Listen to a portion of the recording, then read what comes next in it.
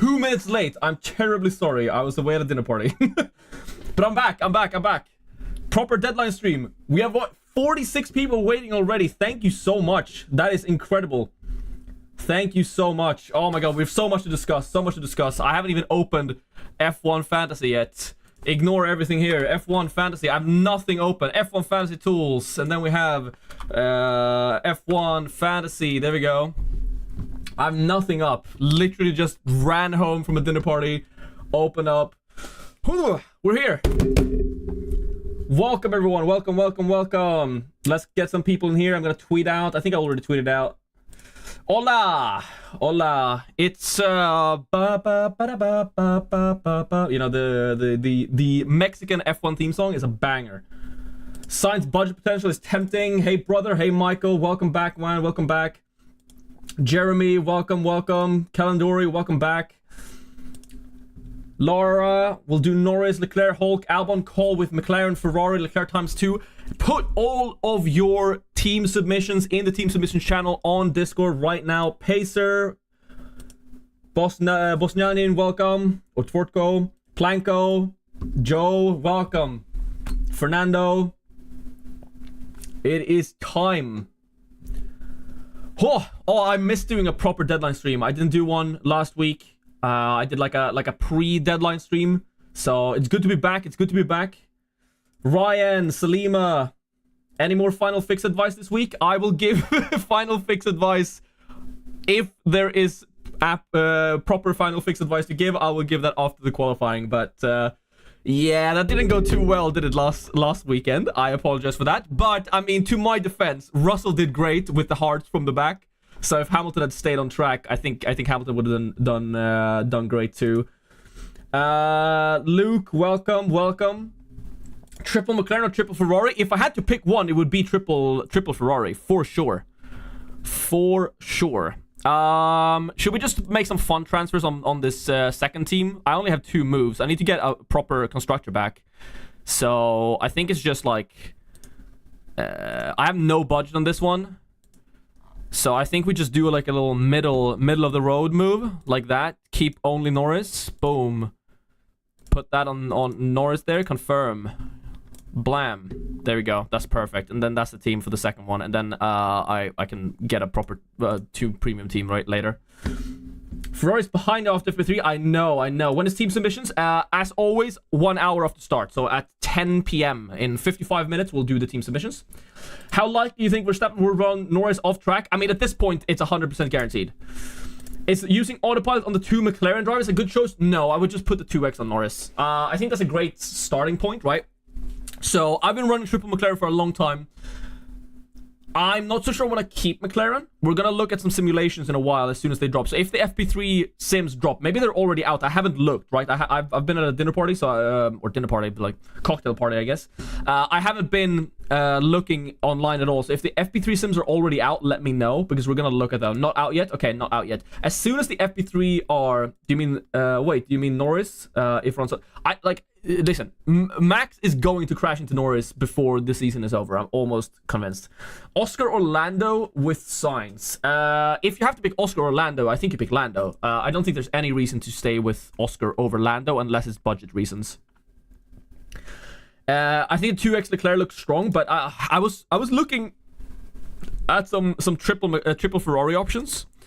I posted that on Twitter. It got some movement, right? The power for me for the triple Ferrari rather, is that I can actually afford like Nico as my C tier upgrade. So I could see myself doing this, but again, they didn't look that good in FP3 compared to everyone else, and I don't really want to triple up unless I'm sure this team is going to dominate. I think it's way more likely that I just diversify my team slightly, right? So I keep all of this and just sell Oscar to Charles, right? And then maybe Autopilot on this. I think if you're considering using Autopilot, you should only use the Autopilot if you have 2 premium drivers from 2 different teams. I think if you're sitting there with triple Ferrari with Leclerc plus Sainz, you just put the 2x on Leclerc. Leclerc has been the better driver this season.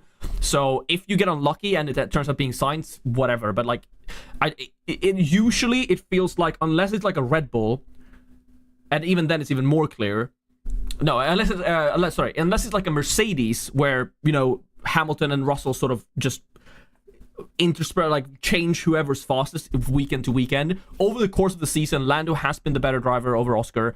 Leclerc has been the better driver over Sainz. So I'm not taking the Ferrari wagon after FP3. I know, but yesterday it looked great, right? So I will admit, again, fake Formula 1 fan, I have not watched FP3.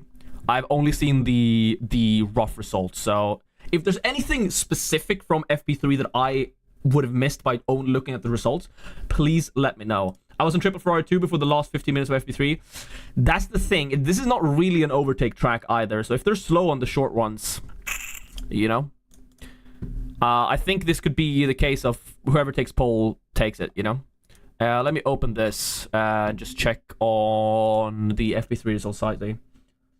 Tsunoda looked marginally better than Lawson. That's an interesting point. I think a lot of people are jumping on the Lawson hype if they can afford it, and especially since a lot of people are downgrading from Triple McLaren. I could see some more premium C tiers being in the mix this weekend. Let's look at the practice session. 110 viewers, guys. If you haven't liked the stream already, please do so. That would mean a lot to me. I have him, but I'm not gonna drop him. That's fair. I also wouldn't consider that a priority transfer right now. So in FP3, right, McLaren did look the fastest again. And here I'm saying I'm gonna sell McLaren. Yeah. But then again, you know, it's different conditions from FP3. Usually the best sim results are FP2. But again, they did Pirelli test runs yesterday, so we can't really take anything from that. Hulk or Magnussen, just on a pure budget standpoint, Hulk. But I mean, probably Magnussen. Magnussen's just the GOAT that's starting far back and doing overtakes, right?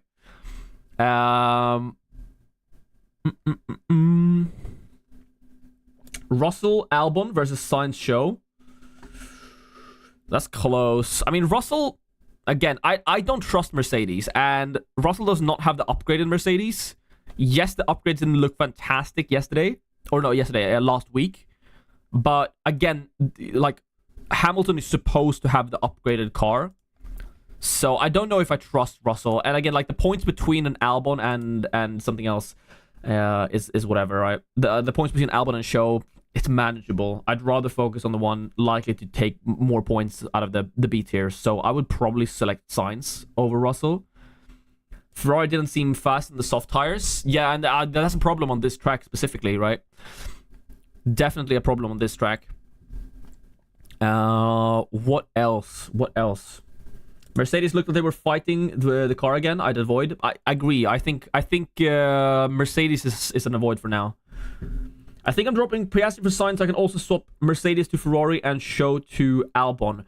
That looks like a really good move, Dashing Fox, actually. Like, that looks like a great move. Could you do a tier list of the best premium drivers? I usually do C-tier tier list, but I could definitely do that. I think we should, right? Because, like, we've been putting McLaren at the top this entire time, and I feel like it's kind of time. No? Should we do a premium driver tier list for Mexico? Let's go to Canva. So, ignore this. This is an old video. I have a bunch of just like random stuff here. We can do this, and then we can just copy this. Duplicate this page and change it to premiums. And let's change this to Mexico. Again, I haven't had time to prepare this. I'm sorry for doing this all you know, on a whim, but that's what happens sometimes. The content creator life. So let's do. So these are obviously the C tiers, or the C tiers. So let's do this, and let's start adding some drivers into the mix. So I think I know it hasn't looked fantastic lately, but I kind of have to put Norris into C tier. I kind of, or S tier, not C tier, S tier. And the reason for that is just like the McLaren keep showing good pace, and surely he has to like get a win at some point. There's no way Norris does not win another race between now and the end of the season. Like, Norris is going to win a race. So I still think Norris is the best premium driver. Again, I could be really, really, really wrong here. And if so, I'll eat my words. But I kind of have to put him in S tier. Now, Piastri, on the other hand, I don't know why that's so small. Let's just duplicate Norris and put Piastri on him there. So Piastri, yes, he's been very consistent. He's the only driver who hasn't DNF'd so far this season. But statistically, you know, he's not more likely to DNF because of that. But if you looked at it from the start of the season, he would be very unlikely to go the entire season without a DNF. But I've done some statistics in my life. That does not mean he's due a DNF, right? He's just as likely to DNF as any other driver. In any, like, if anything, I would say Norris is a higher DNF just because Max Verstappen would love to run him off the road. So Piastri is now the subject of a second driver, right? They will give points to Lando at this point. They have to. If they have, like, maybe, you know, we get to the final race of the season, or maybe in Qatar, and like the gap is too big to Max Verstappen, and then they're like, oh no, we're not gonna let you pass because like it's not gonna happen anyway. But now, if they don't give, like, even if Piastri is leading the race, like they have, and Lando's second, they have to give the win to Lando. They have to, surely. I mean, Piastri's won twice this year already. Surely they give it Lando. And for that reason alone, Piastri is bumped down to an A-tier driver. He's still really consistent. I don't think he's ever going to be bad. Then we have the one and only Charles Leclerc. I think just because of what he did in Kota, and also speaking of consistency, I think, if anything, he's been more consistent than Piastri. Yes, he has DNF'd this season, but if you look at his results, he's done really, really well. And not only really well, he has consistently outscored Sainz, which Piastri has not. Piastri has only beaten Lando in like 4 or 5 qualifying sessions, and like 1 or 2 of them, Lando like messed up big time. So, whereas, you know, Leclerc is like actually outperforming Sainz most of the time.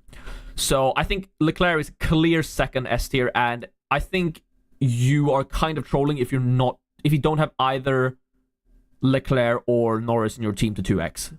I think those are the only 2x options. Apart from, if you have the money, you could go for Max. And we're talking about Max just because we're talking about 2x options. The problem with Max is that he's so expensive, it's really hard to fit a good second premium driver onto your team alongside Max Verstappen. But if you're rich, Max is a fantastic differential option. If you're sitting on a budget above 130 million. I think if you're below 130 million, I think having Max costs more than it gives, because he's not guaranteed to do well. And that Red Bull hasn't looked fantastic in Mexico, and we're doing a specific premium for Mexico, right? So for that reason, I would put him like in B.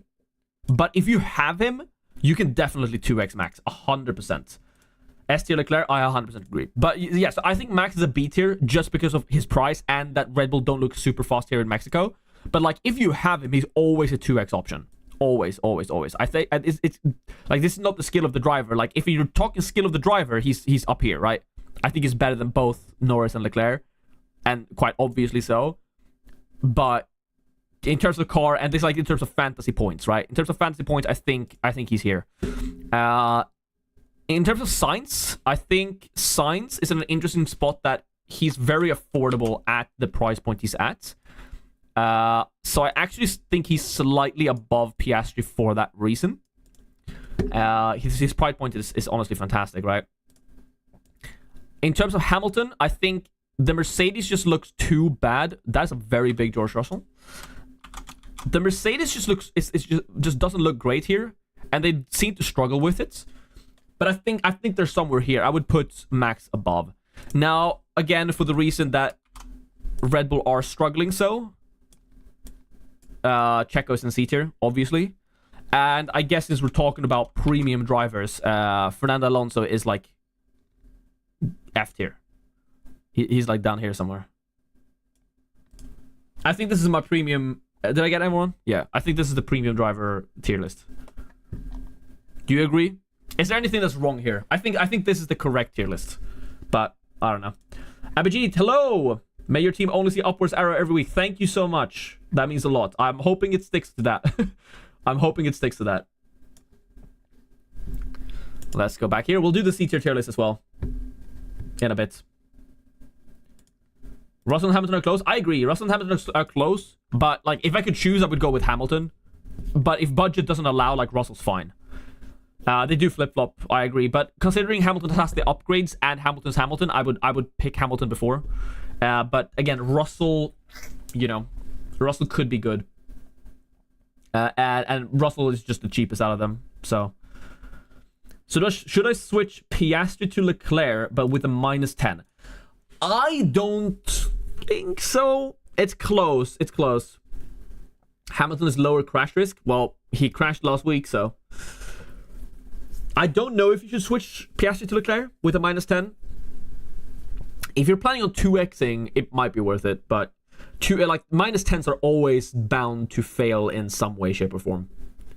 Some way, shape, or form. I think especially when it's so even and we're once again sitting here before, like, you know, on a fantasy deadline stream and we're like, what do we do? What are we like? What's the best team? We are just waiting, praying for any simulations. We're praying for Arthur to save us.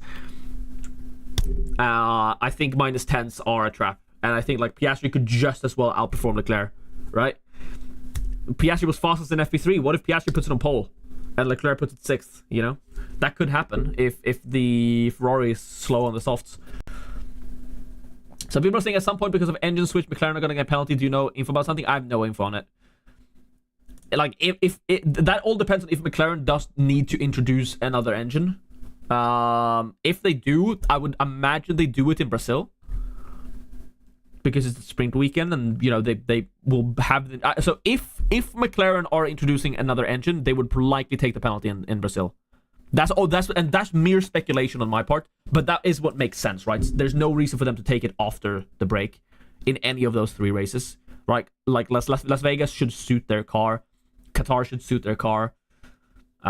So if McLaren feel like they have to introduce another engine, they're probably going to take the penalty in Brazil, because it's relatively easy to overtake. There's still a sprint race, so you can still get good points in the sprint race, and then start from the back in the race would mean that, you know, you at least have the option, you know, the option of scoring some points.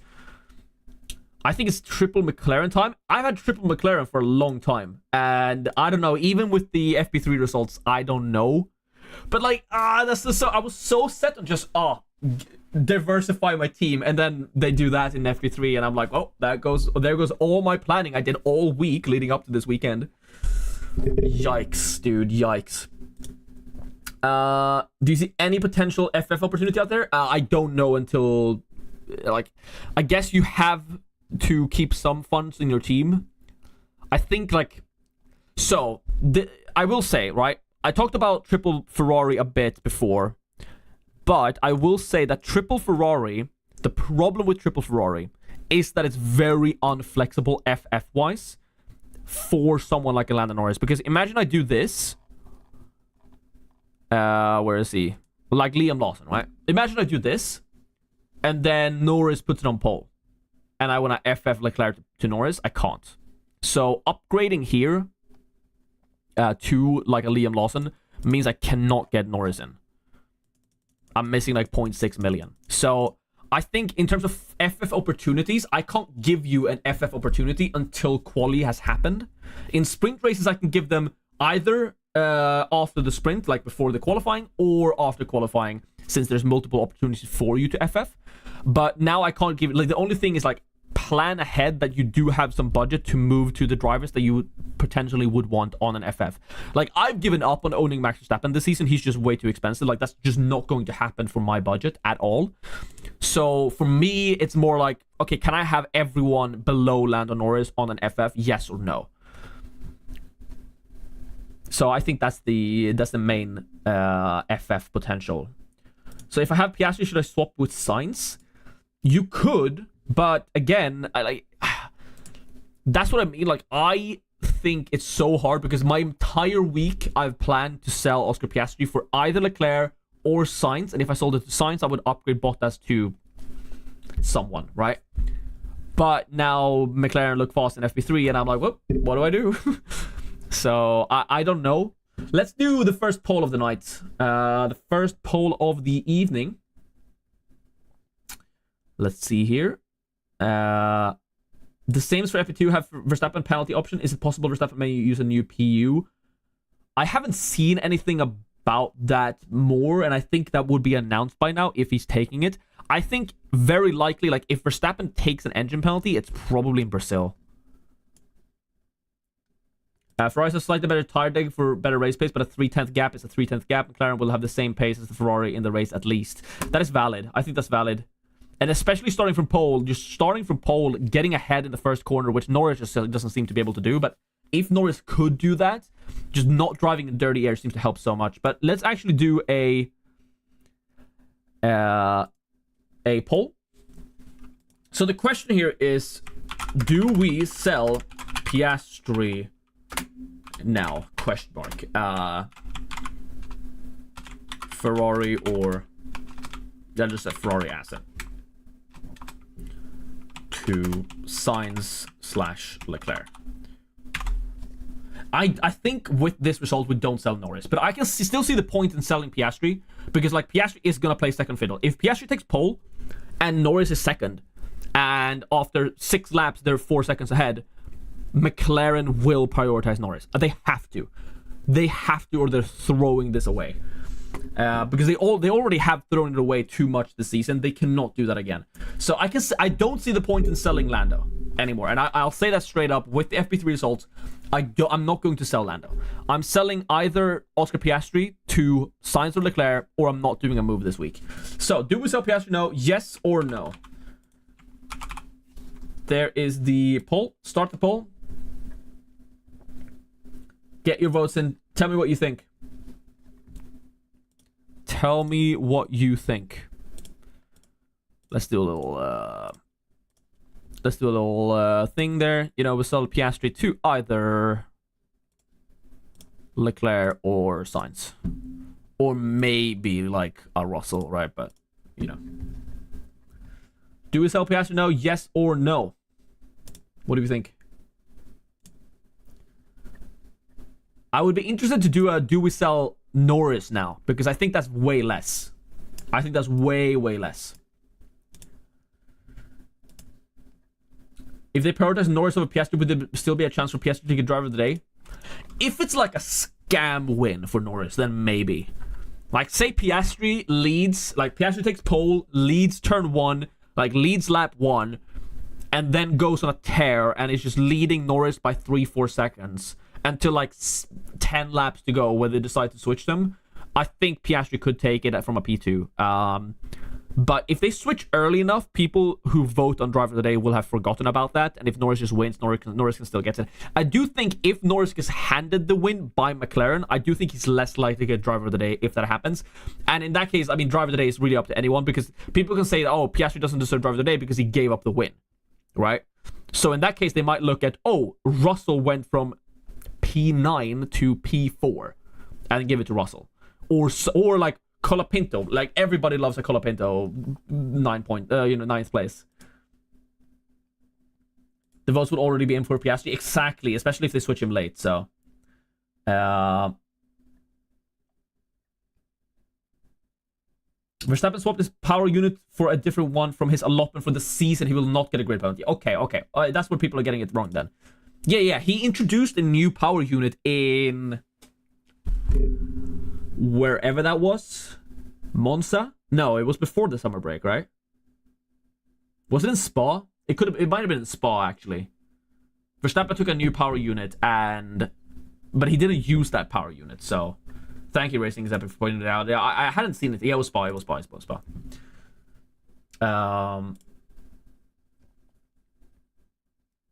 Also consider that last year Ferrari sort of pace faster than McLaren. The car was far inferior than this year. Well, not at the end of last year. McLaren was definitely second best at the end of last year, for sure. So I think it's up in the air, really. It's up in the air.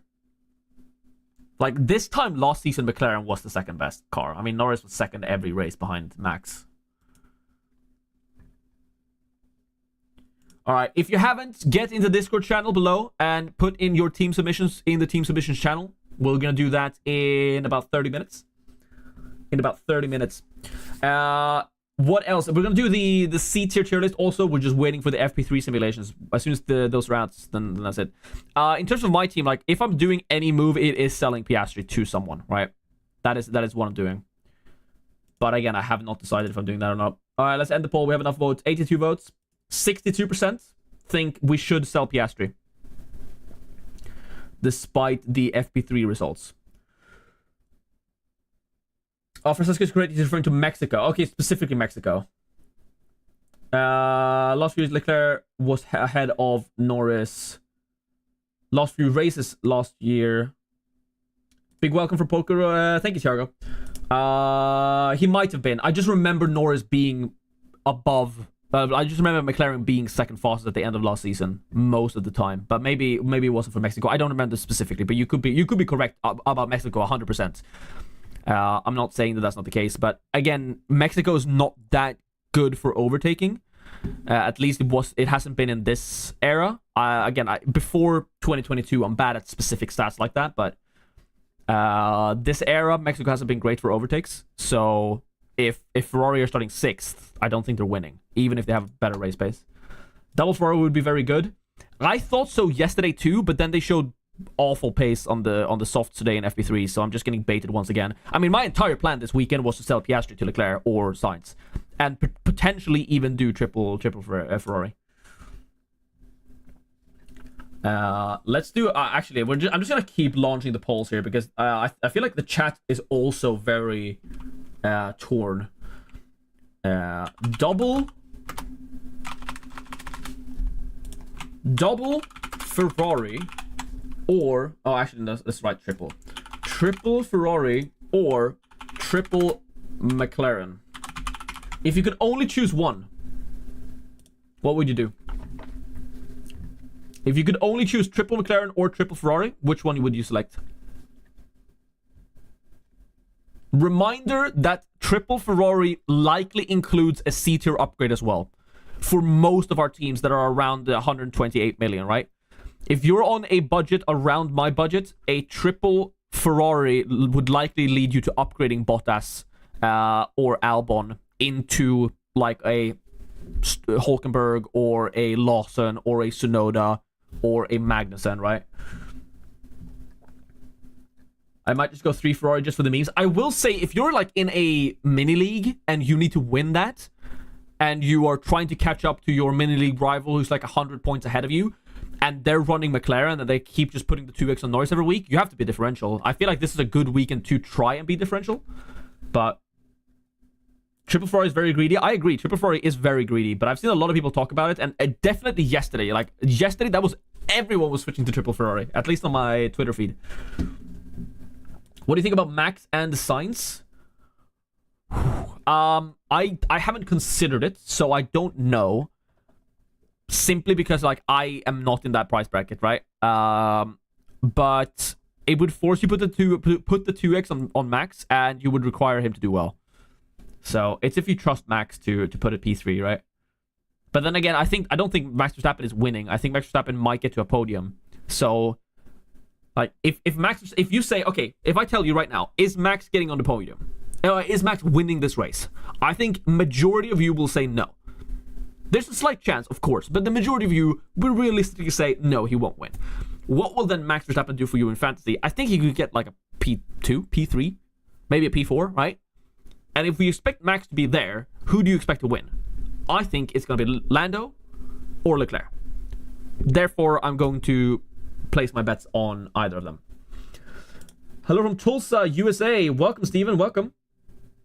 No Red Bull Mercedes. I don't like Mercedes at all. And I mean, Red Bull, I was toying with the Red Bull idea earlier after the break, but they've really not shown anything with those upgrades in Kota. If I keep Russell, I can afford another premium driver with Liam Lawson and no stake drivers. So is it worth it to keep Russell instead of upgrading him to a better option with a stake driver? I think this has been the case all year. Since the post break. That if you expect someone like a Sainz or a Leclerc to be way better than Russell, I think you go for the B tier. Or I think you go for the A tier. I think you go for the upgrade on the premium driver over the upgrade on the C tier. Because the C tier drivers, realistically, like, what's Albon going to get you? Maybe 9 or 10 points. What's a stake driver going to get you? Like 2 points. That's a 7-point difference. Meanwhile, Russell, you know, he could always pop up with a P3, right? But if you can upgrade Russell to like a Leclerc and then downgrade Liam Lawson, for example, to a stake driver, I would 100% do that. 100%. Let's see, 75 votes. That's good enough. 64% says triple McLaren. 36%.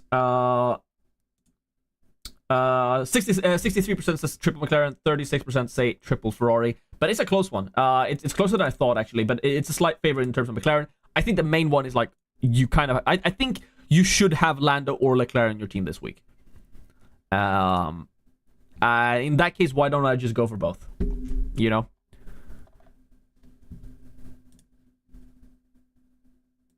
Norris 2x plus Leclerc is maybe the way to go. I think it is the safest way to go, but it doesn't have the highest ceiling, if that makes sense, right? We gotta talk about the floor and the ceiling here. If you split it between Lando and Leclerc, the autopilot will help that for sure. I might play the autopilot today. 100% might play the autopilot. But you have Lando and Leclerc. If the McLaren look really, really fast, obviously you're losing out a bit then by not having triple McLaren. Or it's the opposite. Ferrari look really fast and like Lando gets driven off the track by Max Verstappen again. And then you wish you had triple Ferrari. So you're playing it safer, but you're also lowering your ceiling a bit. And it's not like it is a significant bit you're lowering your ceiling. I think that for sure, but it's also raises your floor, I think. I'm wildcarding from Max, Piastri, Colapinto, Albon, Hulk, Mercedes and McLaren to Norris, Leclerc, Sainz, Tsunoda, Colapinto, Albon, Ferrari, McLaren. Thought it looks fantastic. I think that's the correct choice. 100%. I really like that wildcard. Pacer, Leclerc, Piastri, Show. Leclerc, Piastri, Show versus Norris, Russell, Albon versus Norris, Sainz, Show. Again, I think it's very close. I don't think you should really care about getting Albon in there with Norris, Russell. I think that goes out. Similar to what I said earlier, I think you should go Leclerc, Piastri, Show or Norris, Sainz, Show. I think those are the two options. It's literally whichever one of Norris or Leclerc you think will do better. Whichever one you want to put the 2x on. But I don't think Norris, Russell, Albon is worth considering there. Max Predigal on Sainz is definitely podium IMO. Do you think it's definitely a podium? I wouldn't bet on it. He could definitely be 4th or 5th. Sainz is consistently beating Leclerc in practice this weekend. He was also just as quick as Leclerc in Kota. IMO Leclerc over Sainz is 2 million down the drain. That's interesting. That's an interesting thought. I don't know I entirely agree. Because Leclerc has been so consistent over the course of the season beating Sainz. But it would allow me an upgrade, right? It would allow me an upgrade in the C-tier lineup. MS paint time for calculating, I guess. I mean, the calculations this time is just going to lead to like plus minus 2 points. In that case, it's either or, really. There's nothing really to MS Paint up here yet. If there is, I will bust the MS Paint out. Does Max have the penalty? No, he does not. He's using a power unit that he introduced earlier in Spa. I think you should repo triple McLaren, triple Ferrari, or McLaren, Ferrari, Norris, Leclerc, add a third option. That is a valid. Let's do it. I like that option. All right, start a poll. So, triple McLaren, triple Ferrari, or double McLaren plus double Ferrari. Boom. What do we think? We have 3 options now. Why Leclerc instead of Sainz? I just think over the course of the season, Leclerc's been better. But, yeah. It has nothing to do, like, yes, you can look at this weekend too, and sometimes you might have to do that. But I just, yeah, like, I mean, to be fair, Sainz was really good in Code as well. Most of seeing McLaren both driving, showing up in FP3. Yup. I need the funds. The science is a must for me as it may increase the most. Don't worry about increases. Just worry about what you actually like have on the field at this point. There's, what, 5 races remaining this season? If you gain budget with science, that's not going to give you anything substantial in terms of upgrades later. You had to restart at 103.3 million budget on all chips except Autopilot. What's the strat? If you're restarting on like a new team in a new league, you definitely just like pick up Ferrari plus Mercedes, I think. Or if you can't afford it, you do this. Maybe you bet on like a Carlos Sainz and then you just fill this up with whatever you can afford. So it would be the cheapest options available. Oh yeah, you can just... so I think it's something like... this. Maybe you can afford this. I don't know, actually, if you can afford this. I think something like that. If this has to be Mercedes, you just do that. But you definitely want 2 premium constructors. So either Ferrari McLaren or Ferrari Mercedes, and then 1 premium driver that you 2x, and then the cheapest options available. But that's kind of what you have to do. There's not really another strategy. Sainz and Piastri look better than Leclerc and Norris. Well, yes, on FP3, but over the course of the season, is no. And I think even if Piastri is first on lap 5, if Lando's second, they will switch them. They have to. So I think I personally don't care that Piastri look better than Norris. Leclerc over Sainz is a closer call for sure, and that's definitely a conversation to have. I think Piastri and Norris is not a conversation to have, honestly. But again, if you want to risk it because you need to catch up to someone who's ahead of you and you want to be differential, go ahead. I think it could pan out. Strategy in terms of chips, though, should I save Limitless /3x for the sprint weekend? Yeah, I mean, the 3x... Okay, so what you do, right, if you're starting new, you need to have 2 premium drivers when you 3x, and you need to do that in a sprint weekend. So what you do is, like, for 1 weekend, you sell one of your premium constructors to a cheap one and upgrade one of your drivers to an expensive one. Do the 3x. That you do that on the sprint. So either in Brazil or in Qatar, you do that. And then the Limitless, you check the sprint qualifying and see if that works out. And if it doesn't work out, then you will hold off. You could use the Limitless in the final race of the season if you want. It doesn't really matter. But you definitely use a chip every weekend. Autopilot is literally going to be useless for you. So that is the least important chip to use because you're only going to have 1 premium driver apart from the one time you're going to have a 3x. And you can only play one chip. So it completely ignore Autopilot. Not worth using. Use the other stuff.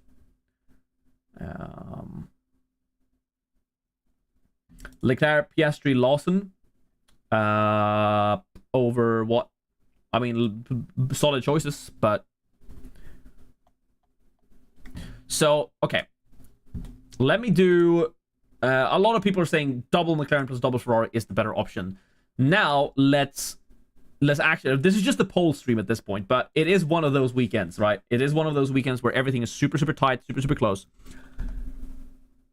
What if I give you Norris plus Leclerc or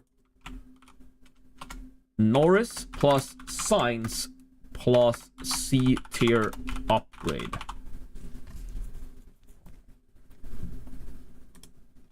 What do we think? Do we agree with the chat in saying that Sainz looks better than Leclerc this weekend? I think I agree with that. I haven't said I don't agree with that. It's just, do I think he's a better pick because of that? I don't know.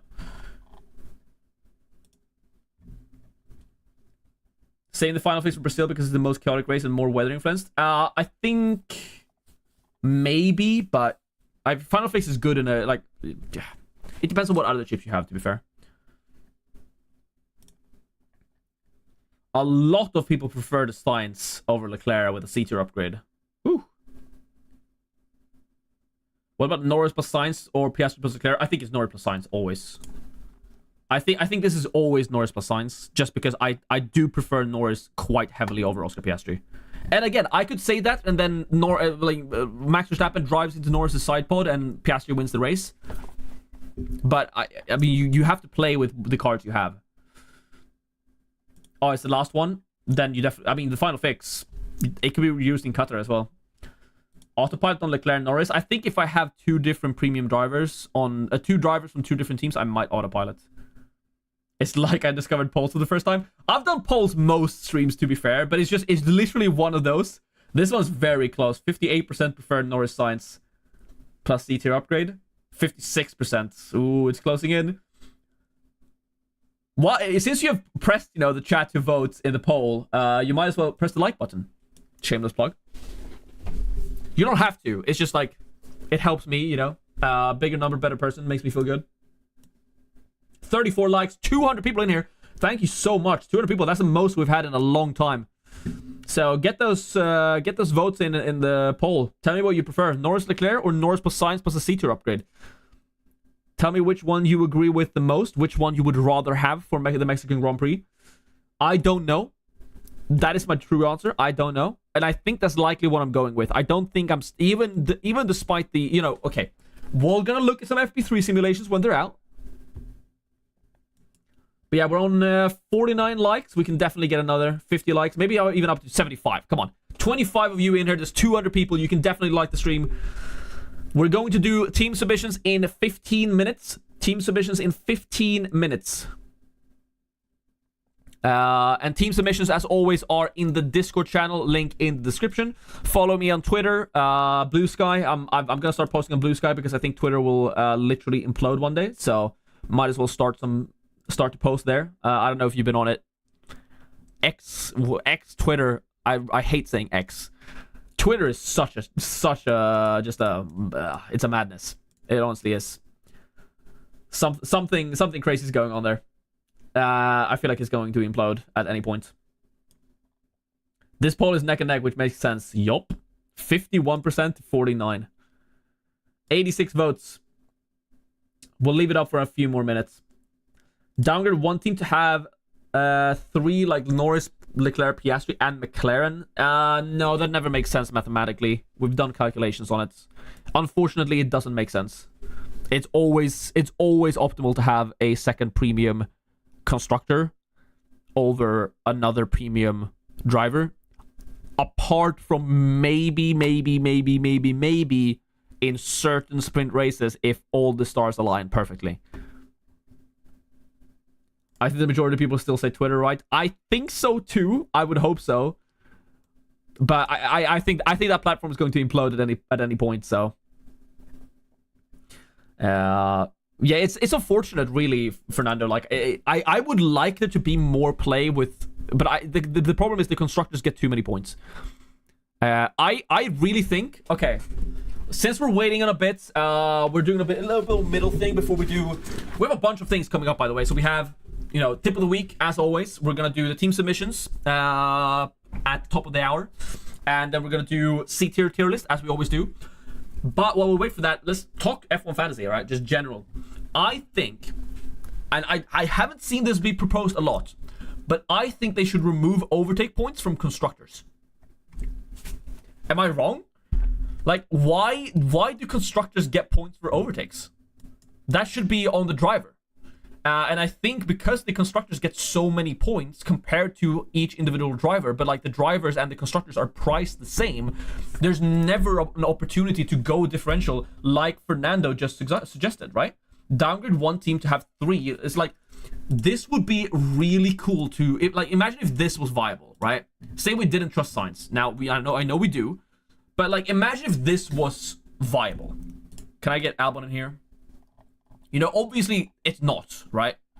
I can't. Like, imagine if this was viable, because Williams have been really good lately. Imagine if this was viable, but it just mathematically isn't, because like, why would I have Leclerc here over Ferrari? There's no reason, because Ferrari also get Leclerc's points apart from driver of the day, and that's it, right? They just driver of the day points that they don't get. I really think they should remove the overtake points and positions gained points also. I think the maybe positions gained is necessary, because otherwise the C-tier constructors are useless. I think that's maybe why they do it, because like, you don't get points, right? I get, Ferrari getting points for Leclerc winning, Ferrari getting 25 points. I get that, and I think that's correct. But in terms of overtakes, I think that should be on the driver. I think positions gain should still be, because otherwise the C-tier constructors are just giga useless and never will be good, because then obviously they won't get any points. But I think there should be, you know, because then maybe this could actually make sense, you know? And obviously the pricing is all wrong. The pricing is all wrong. I don't know, am I stupid? All right, let's end the poll. Let's see, 52%. It actually swung back in Leclerc's favor at the end there. So, what is it, 50? Let's see, 52% voted for Norris plus Leclerc. And 47%, that doesn't make any sense, voted for Norris, Sainz, and a C-tier upgrade. That's really, really close. What a close poll. What a close poll. Agreed on both counts, but pricing is more so. I agree, pricing is definitely the main problem. I like, if Leclerc is 25.5 million, Ferrari should be like 35 million. Drivers should be cheaper, so the majority of teams in the top 100 can afford three premium drivers teams by now. I do agree on that as well. I think the pricing is like, Lando being more expensive than McLaren doesn't make any sense. I know it's like two different assets and you can't, but like, if you can only choose to have one of Lando or McLaren, you obviously pick McLaren.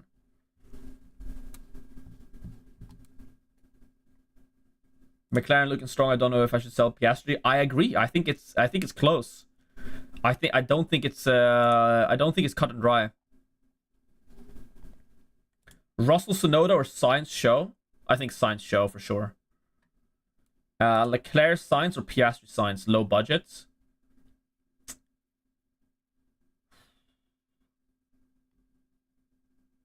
The more I think about that, the closer it gets, really. Leclerc, Sainz, or Piastri, Sainz is interesting. Because if you have Piastri, Sainz, if you could 2x Piastri or Sainz, I think 2x Sainz. No? Just because Piastri will play second fiddle to Lando most of the time? Sainz DNF. Piastri or Sainz, right? I think you might put the 2x on Sainz in that case. Yeah, I don't actually know which one is the correct here.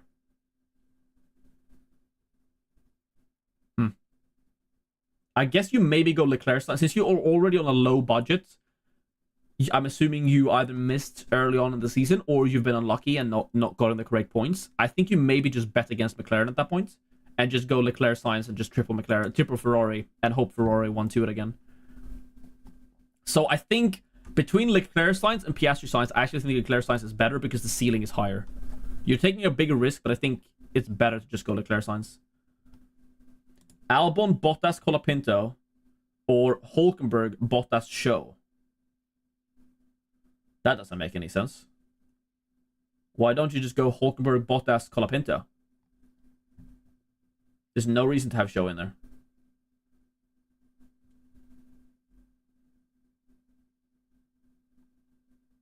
Colapinto's better than both Bottas and Show. By far. Like, just because he's cheaper doesn't mean he's worse.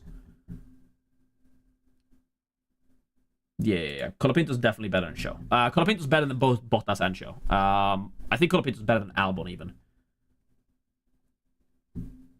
Did anyone get any penalties? Did Albon take a new gearbox or something? I haven't seen anything about it, so I don't think so. I feel like we should have talked about it if that's the case. But it's very... I don't think there's any penalties. Can we search for that? Let's go. Penalties, Mexican GP.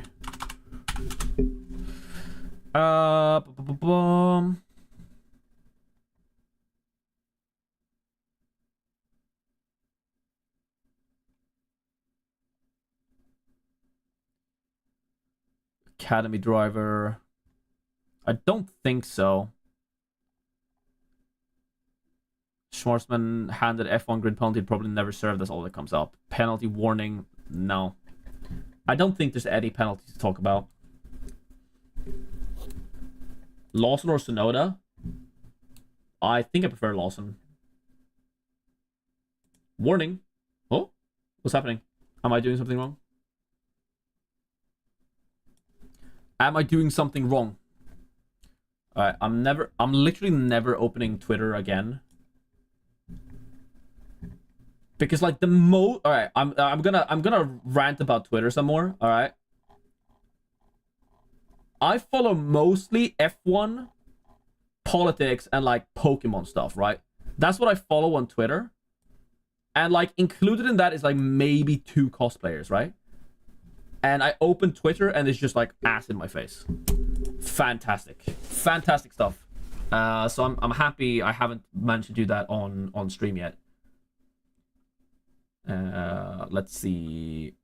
FIA document spots. Let's see. Boom. Anything. New PU elements.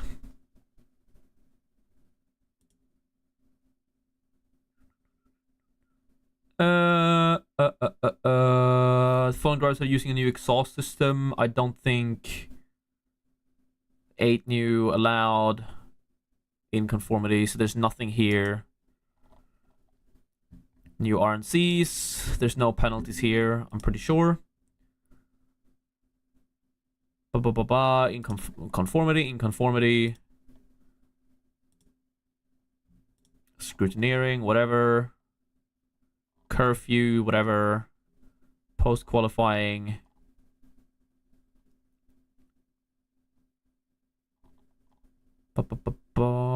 Scrutineering. Yeah, I don't think there's anything in terms of penalties. For YouTube, it's scary. Yup, I agree. It's awesome. The algorithm just puts up what you want to see. I know. And I'm not saying I don't want to see that. But just like, maybe not on the platform where I open it on stream sometimes, you know? Like, show it on my Instagram. You know, that's fine. I just have that on my phone. No one's gonna notice. Hulk or Lawson? I think Hulk. Lawson or Albon? I think Albon still. Leclerc or Piastri? I think it depends on your team. Next season, Alonso needs to be C-tiers? Yes, of course. But like, they had to like increase Alonso's price after what happened last year. Yeah, Alonso has not been an option at all this season, really. Will you please review my team? I mistakenly posted it at the F1 Fantasy tab instead of Team Submissions. You can post it in the Team Submissions as well. You can just post it there as well.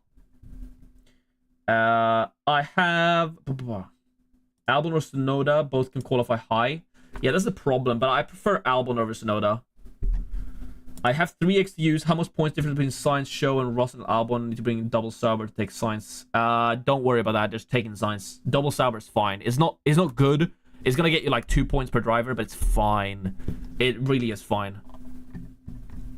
I would much rather prefer to have Sainz in there. Teams equal to yours. Leclerc for Norris and Lawson for Albon as a C-tier upgrade. Whew, that's spicy. I'm not selling Norris. Definitely not. Sainz did better yesterday and today compared to Leclerc. That is true. But I also don't think it's like obviously in one way or the other. Like that could totally swing. You know, like qualifying has been so close that Leclerc is usually good in qualifying as well. I could definitely see Leclerc just popping up ahead. And if Leclerc is a 10th ahead of Sainz in a qualifying session, that could be the difference between a P3 and a P6 on this grid in this season of Formula 1. Can you rank the relative C-tiers? Yes, we're going to rank the C-tier drivers after the team submissions. We're doing team submissions in 4 minutes. So top of the hour, we're doing team submissions. And then we're going to do C-tiers, talk about the FP3 simulations, and tip of the week. And that's the rest of the stream pretty much. That is the stream pretty much. There's a timer of 55 minutes. Is there? No, that's how much I've been live. Like that's my live count. So. Because I've been live for 55 minutes. Best team for 124.9 budget with 2 transfers. I would say wait for the FP3 simulations on F1 Fantasy Tools and check there. Because I don't know. Are we getting FP3 simulations or am I waiting for a ghost? 200-point mini league leader who has Norris, Leclerc. I'm on triple McLaren stick. It's hard to catch up. It's really hard to catch up without them getting unlucky at this point, especially such a big points swing. So 200 points. I mean, you gotta take a gamble. If he's on Norris, Leclerc, YOLO. Go for Piastri. Go for Piastri Science and just upgrade some CC rests and hope they perform. If you're 200 points behind, you want to win. You gotta take some risks. That's the thing. Like, I can give you tips on what I think, my personal opinion, and that personal opinion is not always correct. I can give you a personal opinion on what I think is the correctly best option. So in team submissions, if you're like, okay, here is team A and team B, I can be like, oh, team A is really good. I would go for team A.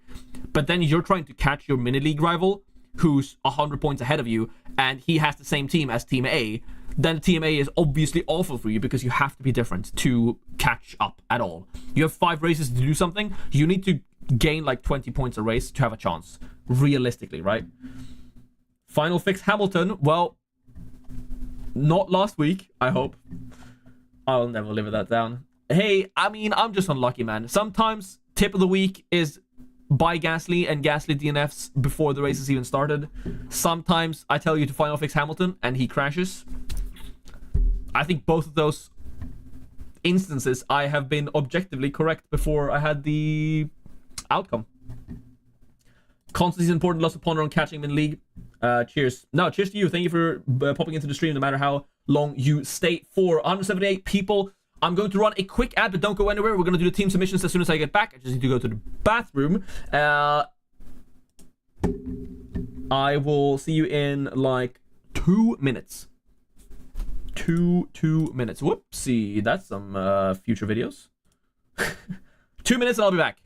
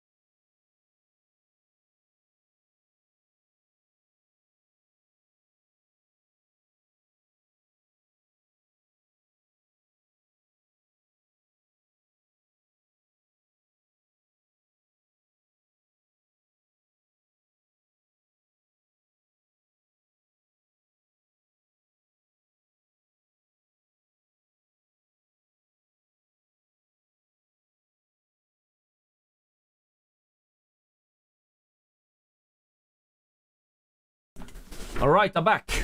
Let's do some team submissions, shall we? Woo. You cannot send us a picture at team submissions? Why not? Doesn't make any sense.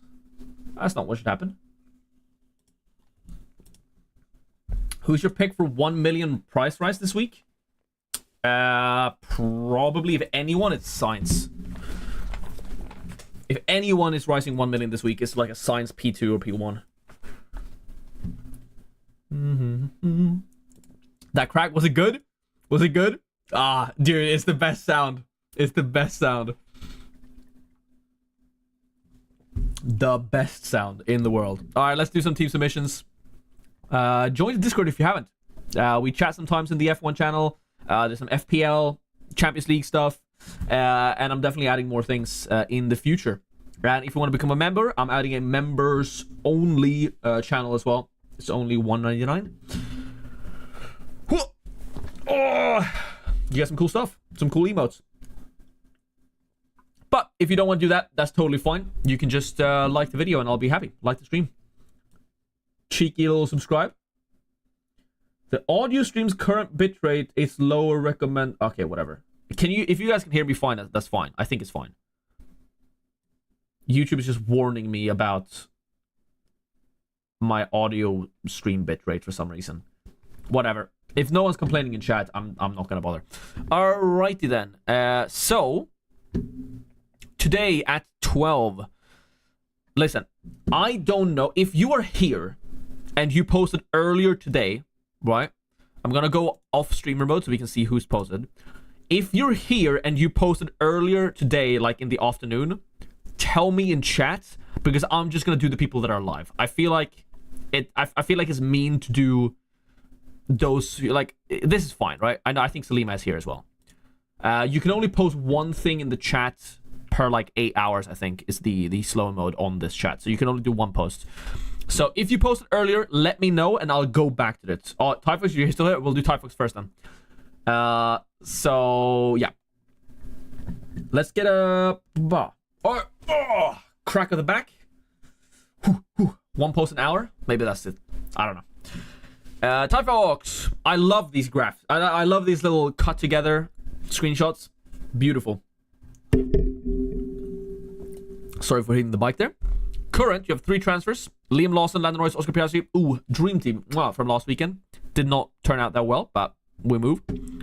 Then you have quick move Piastri to Leclerc.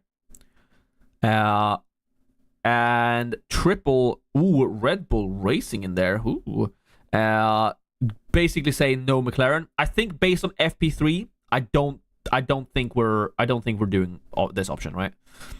Albon seems a bit risky. That is fair. And I mean, Sainz over Leclerc could definitely be an option. And I mean, this upgrade is totally fine. I really like both Team 1 and Team 3. And I will say, I will try and talk to all teams, talk about all teams. I cannot guarantee I will do that. There's quite a few teams in here. And for a lot of you, just listen to what I have to say about all the team submissions, right? Because a lot of us are sitting on triple McLaren. A lot of us are sitting on Norris plus Piastri. And a lot of us are moving to Leclerc or a Sainz, right?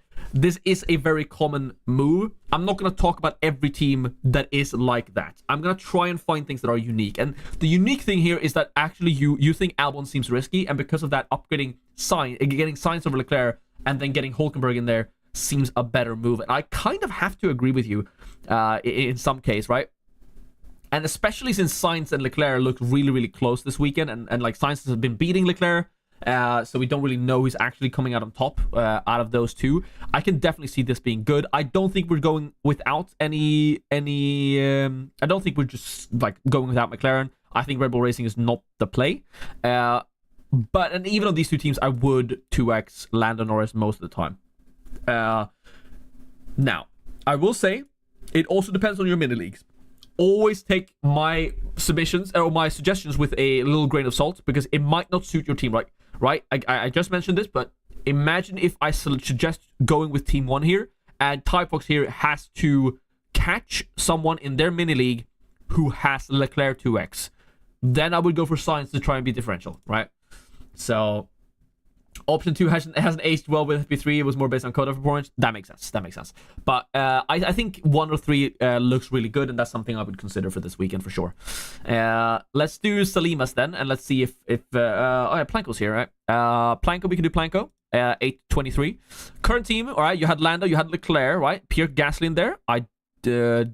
Interesting choice. That didn't go too well over someone like an Albon. I think I gave you that suggestion last time that you should sell. I remember a Pierre Gasly last weekend that I said sell Pierre Gasly to Albon. Should have listened. Version 1, Gasly's gone.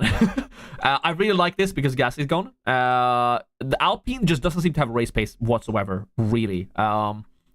Version 2, you get Alex Albon in there, keep Leclerc. Nice. And then here is the wild card to switch off the McLaren Lando Norris vibes. Interesting. So since you haven't used wildcard, I mean, this is an option, but again, I think this is also aged poorly due to FP3. So option 2, I can do. Oh yeah. Yes, Typhus. I understood that obviously, but I'm talking about what's different. A lot of people are running Ferrari McLaren right now. I think most people in here Ferrari McLaren. Oh, there's some Mercedes in there. Ferrari McLaren. There's a lot of Ferrari McLaren in there. So I'm not gonna talk too much about Ferrari McLaren lineups. I'm gonna try and find what's different. Where was I? Here. All right, Planko. I think you still keep Norris. And again, if you're catching someone who always has Norris 2x, by all means, bet on Ferrari. In terms of these two, you're essentially asking me Carlos Sainz plus Lawson over Leclerc and Albon. I think that's really close. I think with 1.3 million in the bank, can you not go Lawson to Hulk here? I actually prefer Hulkenberg over Lawson. Maybe I should do the C tier before, but C tier. I prefer. I know Lawson is new and exciting, but I think Haas has been too consistent to pass up on, and it's super possible for Liam Lawson to just put a P12 in qualifying and the race in P11 and get like 3 points, right? So I personally, if I'm going with this team, I would have Hulk over Lawson. If I'm going for this team, that just looks good. I mean, this is literally what I could be going for today.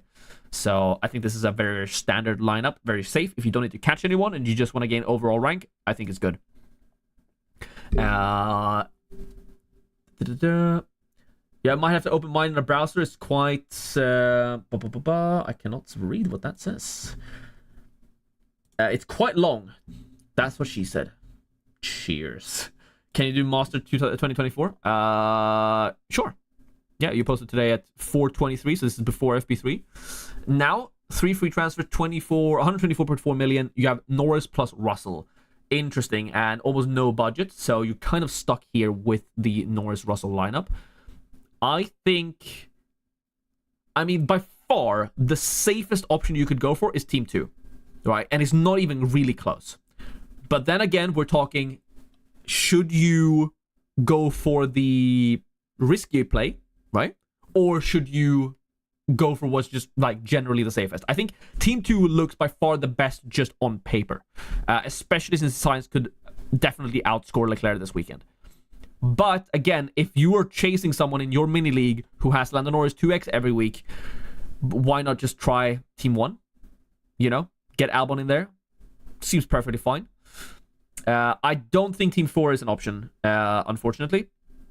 It's interesting, but you're wasting 4.1 million. You need to use that money to get the most points, and you're going to get the most points by Team 1, 2, or 3. So I don't think the single premium is valid anymore, unfortunately.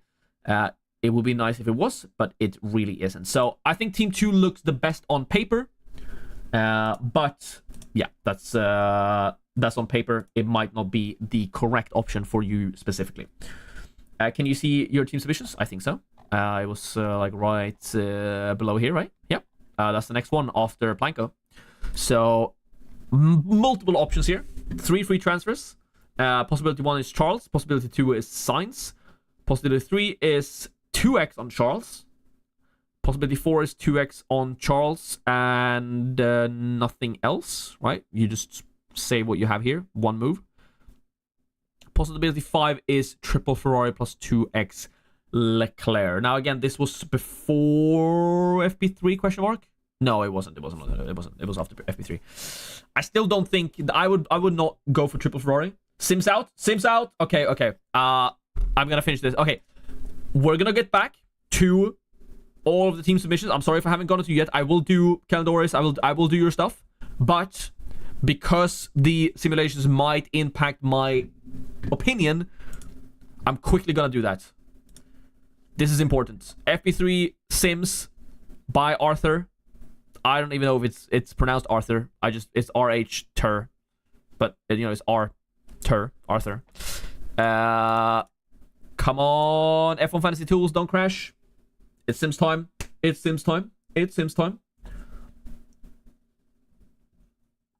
There we go. Let's input. As always, I'm gonna start with my budget here. But you can just go to f1fantasytools.com and click the team calculator button at the top here. Select post FP3 here. And then just do your budget. Now, I don't think I need to do the exact one, but I'm gonna do the exact one. 128.2 million. Can we get some budgets in the chat? What's everyone's budget at? I'm always curious to see where people are at. I'm at 128.2 million. What's your budget? I know everyone's checking their sims right now. What's your budget? You have it out. You gotta look at it. What's your budget? I want to see some budget checks. 125, 129, 126. Same budget. Woo! Good day, sir. Good day, Fraser. 136.8. Oh, God. Damn it. Let's see. 128.2 million. 132, 131, 133.1133. That doesn't make any sense. 128, 125. It is very varied, but it's in like a 10 million span. It's like from 124 to like 137 maybe. There's a couple outliers on 136, 137. Alrighty, post FE3 128. Recalculate. Let's see.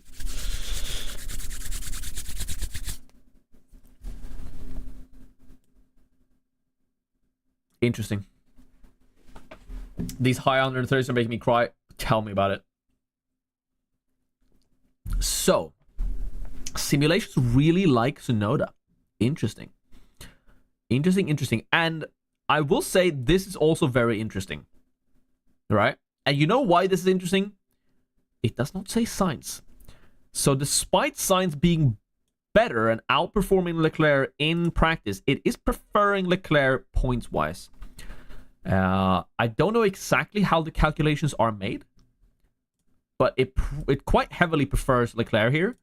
And then it's just Tsunoda, Albon, Gasly. It's just picking different C-tier options and sticking with this as the main one. They don't like Piastri at all. Ooh.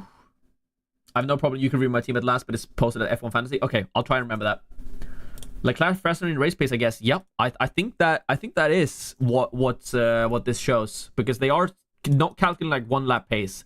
And I think if Leclerc is better on race pace, more consistent on race pace, considering how consistent he usually is in qualifying, I think this has actually swayed me. They probably got team orders in mind. I don't see Ferrari doing team orders between Leclerc and Sainz. If Sainz is third and Leclerc is fourth, do you think they switch Leclerc up on the podium? I don't think they're taking a podium away from Sainz. I think if it's like second, third, and maybe Leclerc can get some points on the top, maybe they do it. I think if it's like fourth, fifth, maybe they do it. But I think if we're talking a podium or a win, I don't see Ferrari team ordering. Oh, for Piastri, yes, I would imagine maybe, but I don't think they should have that in the calculations. But maybe they do. Maybe. I thought we were talking about Ferrari. Whew. Yeah. Piastri is just not favored at all. 127.2. Hey, you're just a million cheaper than I am, and I mean you can literally just afford this team, but one less, right? 127.2. Unlucky you can't afford this, to be honest. But, I mean, you just put it on Sainz. Right? You kind of run this team, but instead of Albon, you run Bottas. But they really like Tsunoda, actually. That's interesting. I wouldn't have thought of that, to be honest. I don't think I would have thought of this team in my mind. Because in my mind, I prefer Tsunoda. I prefer Albon over Tsunoda. In my mind. 123.1, it's sad. Ooh, that is rough. Did you play from start? FE3's out. Yeah, we're talking about it right now. I honestly would not have thought of selling Albon to Tsunoda. But it apparently really... Yuki looks strong all weekend so far? Yeah. There is Tsunoda hype due to upgrades, I guess. But, I mean, Williams just looks so consistent. And maybe that just edges him out. I could afford this, right? Because, right, when most of my teams where I've looked at making moves, right? It's been to upgrade Bottas, right? If I'm going for Sainz here, you know, I go for this team, right? I can get this team at 128.2 million. That's exactly what I can afford. But this is interesting. So I'm gonna make two teams now.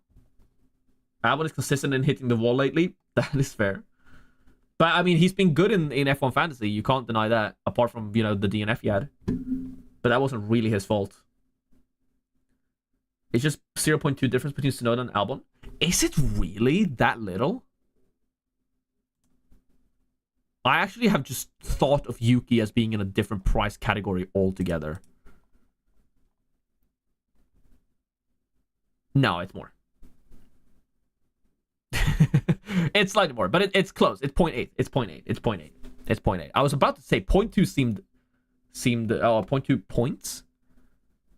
That is also not correct. Oh, 0.2 points as in the simulation. I got it. I'm stupid. But it still prefers Tsunoda over Albon. And I did not suspect that at all. Sorry, 798. You are completely correct. I'm the one smoking. I'm the one smoking something. Every time I choose Yuki, I get negative. No more. That is a valid point. That is a valid point.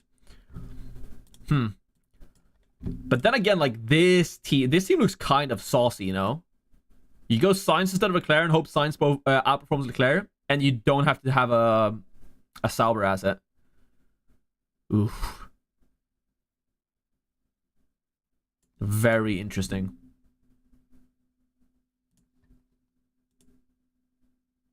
Very, very interesting. Yeah, because I could not do... Yeah, like I can just afford this. Or I could keep this and go Hulk. But maybe I like... Actually, I prefer the no Sauber option. Like, tell me this doesn't look kind of saucy, you know? I can just afford this. Literally just. It looks kind of good, no?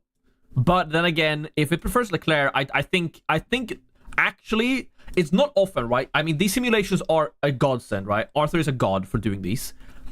But I will say this is like one of the only times that I've been convinced by the Sims. Because I was toying with the idea of going Sainz over Leclerc because of how Sainz has looked. But if the simulations prefer Leclerc here, and quite heavily I will say, because there's no way that the Sauber assets are bringing in a lot of points in here.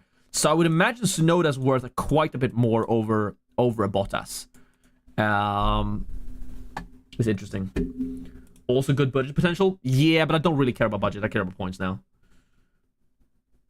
I go with that Sainz team. I think that Sainz team looks fantastic, especially if you're trying to gain points on someone who has Leclerc. But for me personally, I think the simulations has convinced me to go for Leclerc over Sainz. I think I'm doing this. And then the question is, do I sell Albon to Tsunoda? What about selling Albon and getting Show so I can afford Leclerc Lando? Let me do your team because I was doing that, right? So I was looking at all your moves. selling Albon and getting Show. So you can do this. This is the first one. 2x Charles. I would probably 2x Lando in these options, right? Over 2xing the Ferrari. I listened to simulations last week and got Mercedes. That is unlucky. But again, were you expecting Ferrari to 1-2 it?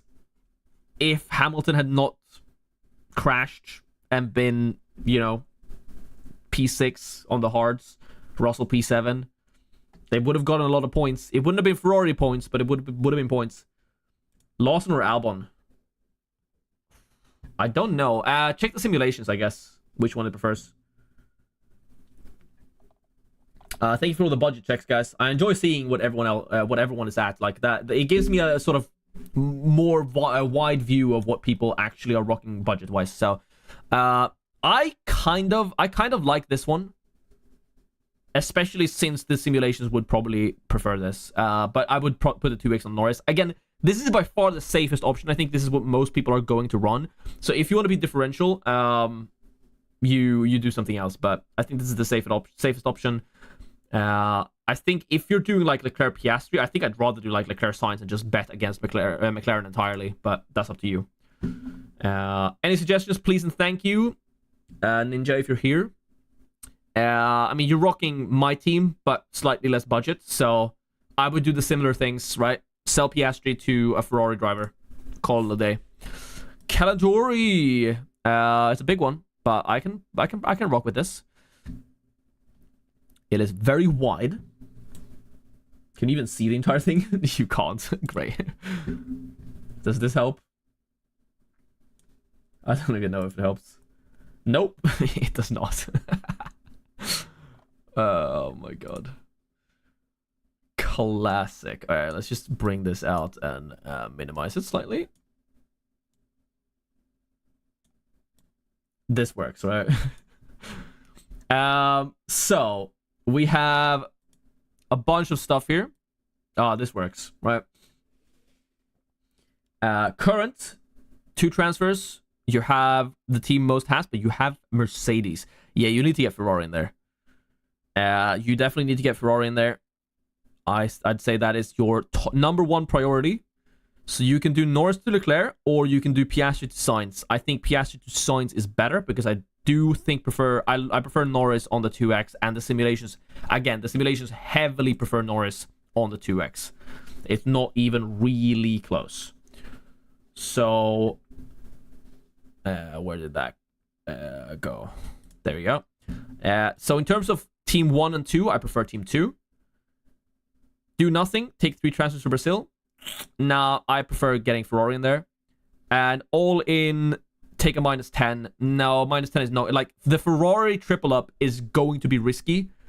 It's not going to be worth it with a -10. So I think yours is actually the clearest one I've seen so far.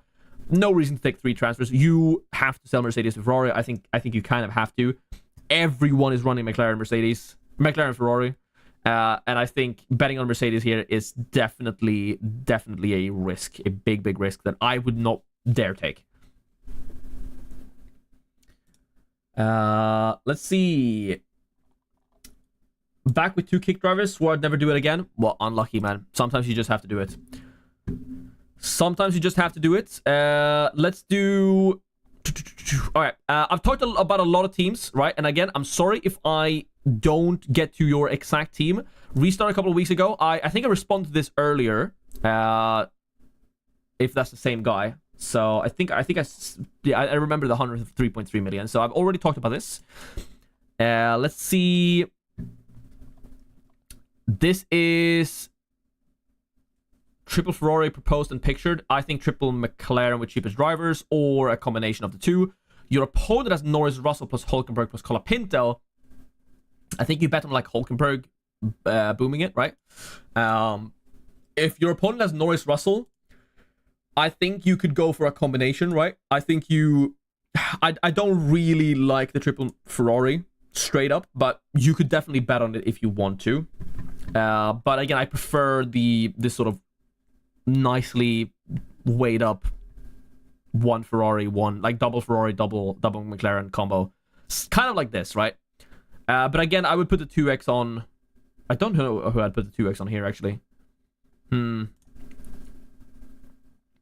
like Pierre Gasly though. I think here you just I would pick Albon over Gasly literally 100% of the time. Let's do the final one here, and then there's one in the F1 Fantasy chat also. Norris Leclerc would be with -10.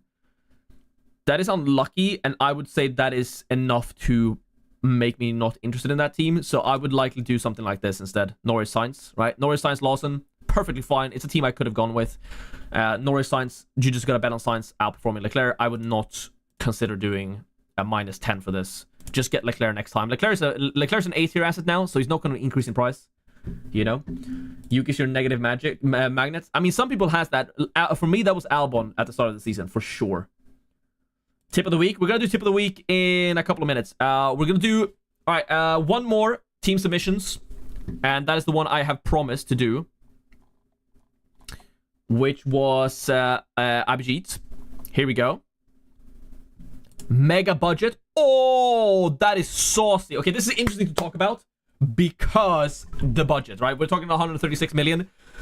Whoo, baby, that is brutal. This could work out. I think this is really, really good. Getting Russell in there, I think is worth going with the Leclerc gambit. Now, you could go for Piastri here if you think McLaren are going to do well, but then you'd probably 2x on Sainz. But so I like you taking the risk on triple Ferrari in here, because all you really need is for Verstappen to crash into Norris and you win fantasy. Like, holy moly, that budget. Yeah, Abhijit is like on 135 million or something. Yeah. I won't forget it. I won't forget it. So holy moly, the budget. On your budget, I think you take the risk on and go against the grain. Say screw Norris. Max Verstappen is gonna crash into his side pod, like thunder launch it. Like Verstappen's gonna be P3, Norris is gonna be P2. Verstappen just launches him out of orbit in turn 1. Because why wouldn't he, right?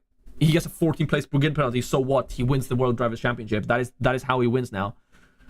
Just go for this, man. This is so fun. I would love to be able to afford a team like this. This is my dream. I love this team. I don't know if you've already, like, if this is with transfers. I assume it is. Are you taking -10s with this, Abhijit, at all? Are you taking -10s, or is this like just what you're rocking? If you can get to this with free transfers, or if you already have this, even better. I love this team. I think it's so worth it to go for triple, like, ignore Norris here, so you can afford Russell. Like, getting Russell in there is that good. Like, obviously, you will get punished if Norris wins and gets driver of the day and fastest lap. Yes, and that sucks for you. But if Norris just gets it P2, P3, you're fine. You're so fine. And then this should get you more points. Like, the only way you lose with this team is if, like, DNFs. Oh, it's a -10.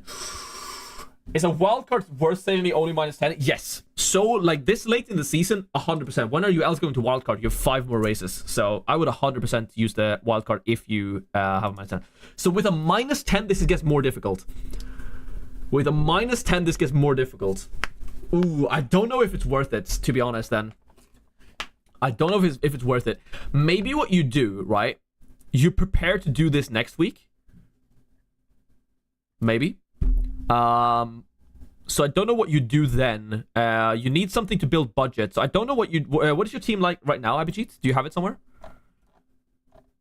I'm talking about this specifically because I think this team is super interesting. I don't think you've posted your team beforehand. One or two, quick one or two.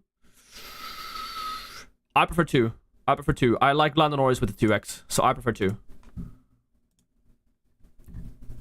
And again, I'm saying Lando Norris prefer with the 2x, but like, if you can afford this team. So, Abhijit, I would love to know what your team is. I'll get back to this in a bit, right? Because I think your team is super, super interesting, but I'll definitely get back to this. Definitely get back to this. Oh, there we go. I see you typing. Pop it. Give it to me. What's your team right now? I think you could maybe afford to, like, this week, you set it up so you can get to this team next week in Brazil by like having some sort of budget build, like not like just in like budget safety net, if that makes sense, to ensure that if Sainz or Russell increases 1 million, you can still afford it, if that makes sense. All right, Abhijit, I'll get back to you. I'm gonna do some C tier tier list right now, and then we're gonna do. All right, let's talk C tiers. Woo, C tiers. Our favorite drivers provides us with endless entertainment and despair. What would the game be without them? Where is the Mexican flag? There we go. There's the Mexican flag. So C tier. For the oh man, I just cannot trust Tsunoda. Well, the simulations actually heavily prefer him today. Again, I haven't imported the new. Who cares, man? This is Lawson. This is Colapinto. Don't get offended. We're just gonna keep Lance Stroll down here in Giga C tier. I'm tired of him. I'm tired of pretending he's an option. He was an option at the start of the season. He's no longer. I think I agree with the Alpines being down here. I think Ocon, just inherently by being more expensive, is worse than Gasly. I think the Alpines are useless. They have no race pace whatsoever. They're never going to do overtakes. Who cares? What are you doing? They're going to qualify in P13. They're going to finish in P13 or P14.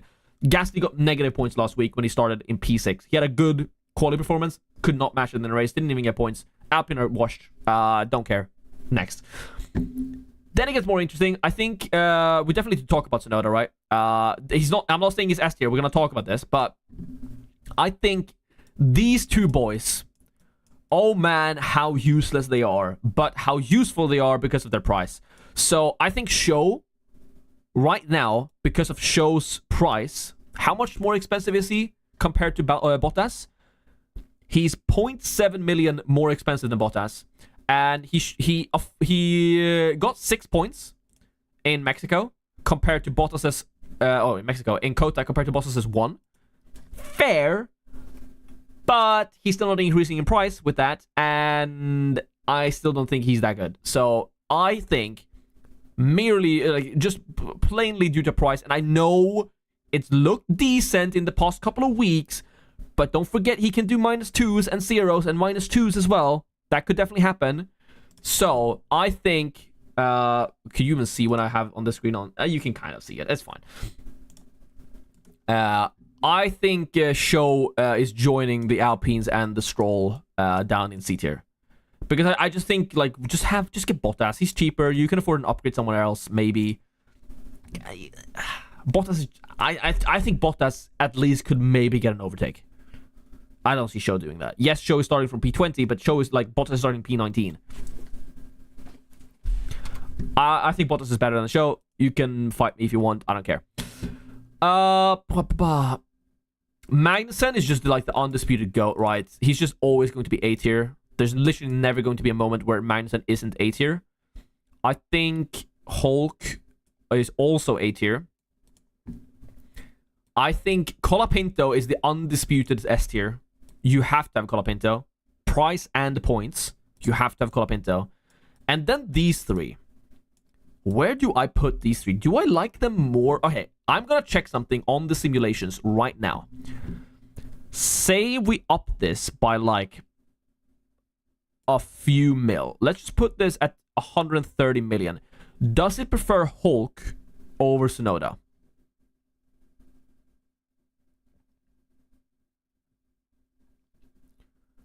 Leclerc, Hulk, Colapinto, Bottas, Leclerc, Tsunoda, Colapinto, Show.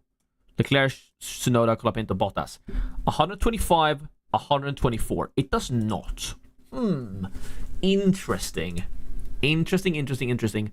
Lawson 124, but it is close. I will say it is very, very, very close. I don't feel comfortable putting them in different tiers. And in terms of point, like price, they're all relatively close. I'm gonna have to say that, okay, the A tiers are like not really in an order, really. I think Tsunoda is better than Lawson this week. He's cheaper and looks better overall in the weekend. I think Albon, just because of him being slightly crash prone, is downgraded a bit. The simulation slightly prefers Tsunoda. So I guess it's like Tsunoda here, but like none of these are really S tiers anymore. It's just a big A tier, right? I can't even fit it in here. I'm just gonna do this, right? I think it's something like this. Something like this, maybe like this. The order here, it is all very, very, very close. And I don't know which one I prefer. But this is kind of like the tier list. I think Colapinto is the only S tier, C tier. Albon has a penalty. Does he? I have not seen that. I tried to look for it. Pacer, please give me... Oh, there's a question mark. I don't think so. I tried looking for it, but I could not find anything about it earlier. Harsh struggling with a bit with the brakes as always. Yeah, and that's kind of what I'm putting them slightly further back on this race in particular. Like, even with a higher budget, the simulations preferred Albon and Tsunoda. Would you keep Norris and Leclerc with 2 kick drivers, or take Norris and Sainz and upgrade Lawson to try and gain a bit of budget with both Sainz and Lawson? I don't bother about budget. I think you pick Sainz if you think Sainz is better than Leclerc. I personally am going to go for Leclerc. Would you still prefer Colapinto in a 4 single A tier lineup? 100%. And that's why he's the GOAT. If I picked 4 of these, like, did not care about budget at all, right? If budget did not matter, because budget does have a slight effect on this tier list. If I did not care about budget, I would probably pick Colapinto, Magnussen because he's just the GOAT, and then probably Tsunoda and Albon. This would probably be my 4th pick.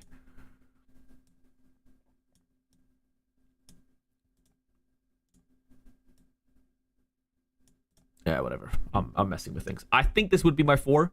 Maybe you want to get Hulk in there, but you know, maybe like ooh. And then again, like this is super close between these 4, but I think you pick Magnussen just because of how goated he is at getting fantasy points for no reason. And like no one has him at his price points. So I think you pick Magnussen for that reason.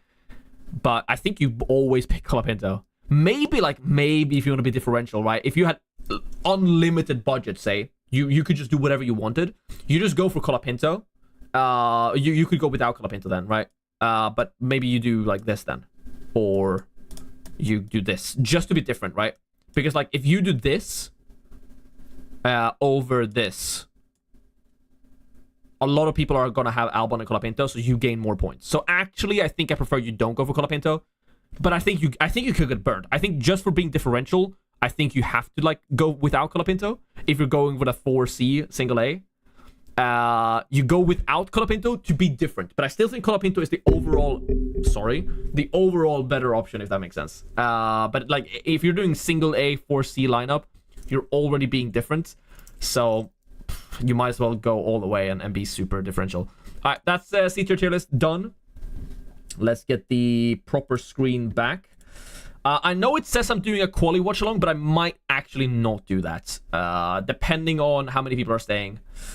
I don't think Albon has a penalty. I don't think so. Do you think it's better to use Autopilot in this GP or save it for later? I think Autopilot is always viable when you have 2 drivers from 2 different teams. Now, what am I saying? Do I sell Albon? I mean, I will have 3. Okay.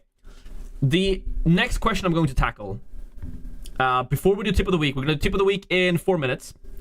Before we do tip of the week in 4 minutes, do we sell Albon to Tsunoda? I think it's a very, very close call. If you have 2 free transfers only and you're on my team, I don't think you do it. I think it's better to keep 3 transfers for next week, considering how close it is in terms of projected points. But considering it's essentially a free transfer for me, I can see the point. I might go for Yuki Tsunoda only to be differential, because like Albon is owned by 50% and most active managers. Yeah, tip of the week is in 4 minutes, guys. Tip of the week. Let me post it on Twitter. Hashtag tip of the week for F1 fantasy in 4 minutes. Yeah. The question then is, I think I'm going to do Albon to Tsunoda just to be different. Because it's fun, right? It's a free transfer. I could get burned by it, but it's kind of fine, really. I'm doing Leclerc. I'm doing 2x on Norris. Do I autopilot this? Maybe not. I think I'm gonna keep my autopilot for a sprint race. I think I'm keeping autopilot for Brazil or Qatar. So I don't think I'm using autopilot, unfortunately. I know that would be fun, but I don't think I'm popping autopilot. Last time also AlphaTauri pumped up in Mexico, so it will be Tsunoda. That I mean, yes. Rain. Piastri or Sainz 2x with a lower budget. I would, on a lower budget, I'm going to assume that you've not been doing great recently. I would put it on Sainz. YOLO. He could win. Sainz could definitely win.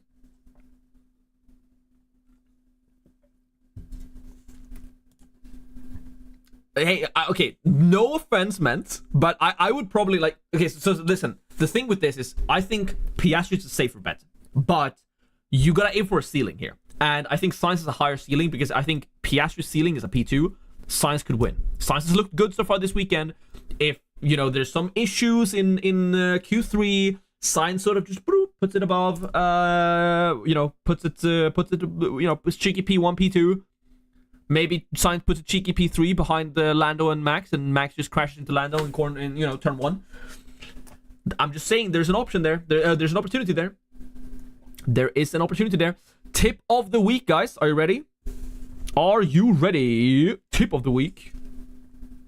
Let me get MS Paint up. The classic. The tried and true tested. What would life be without MS Paint? Can you guys guess it? Can you guys guess the tip of the week? I just hit my mic again. Can you guess tip of the week? Is it safer to have Sainz over Leclerc? No, I think it's safer. I think more people would have Leclerc over Sainz. Leclerc was preferred in the simulations. I'm just gonna trust the simulations today.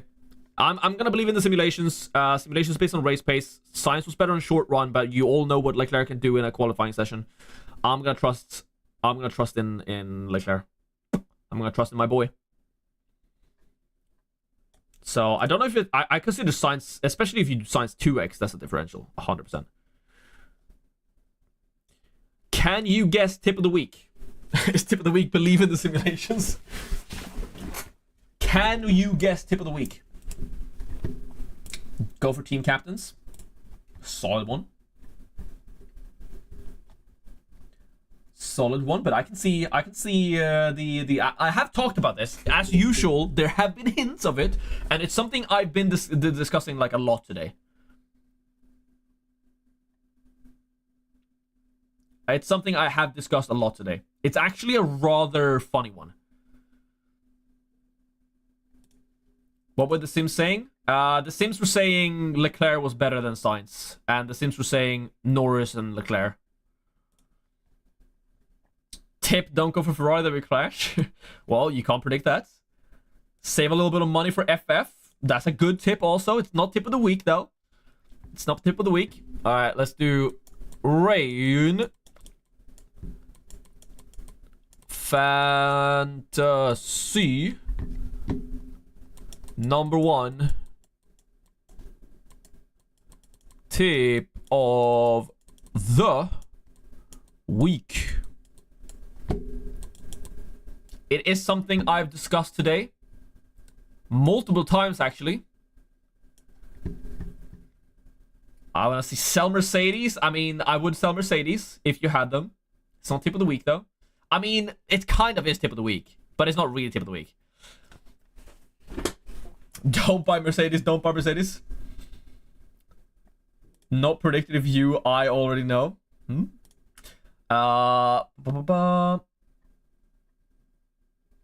I think tip of the week, right, is I'm going to do, for the first time ever, I'm actually going to do two tips, right? So the first tip is something that you just posted in chat. The other one no one has said. So the first tip is super basic, I know, But that's where there's gonna be a number 2 tip of the week, right?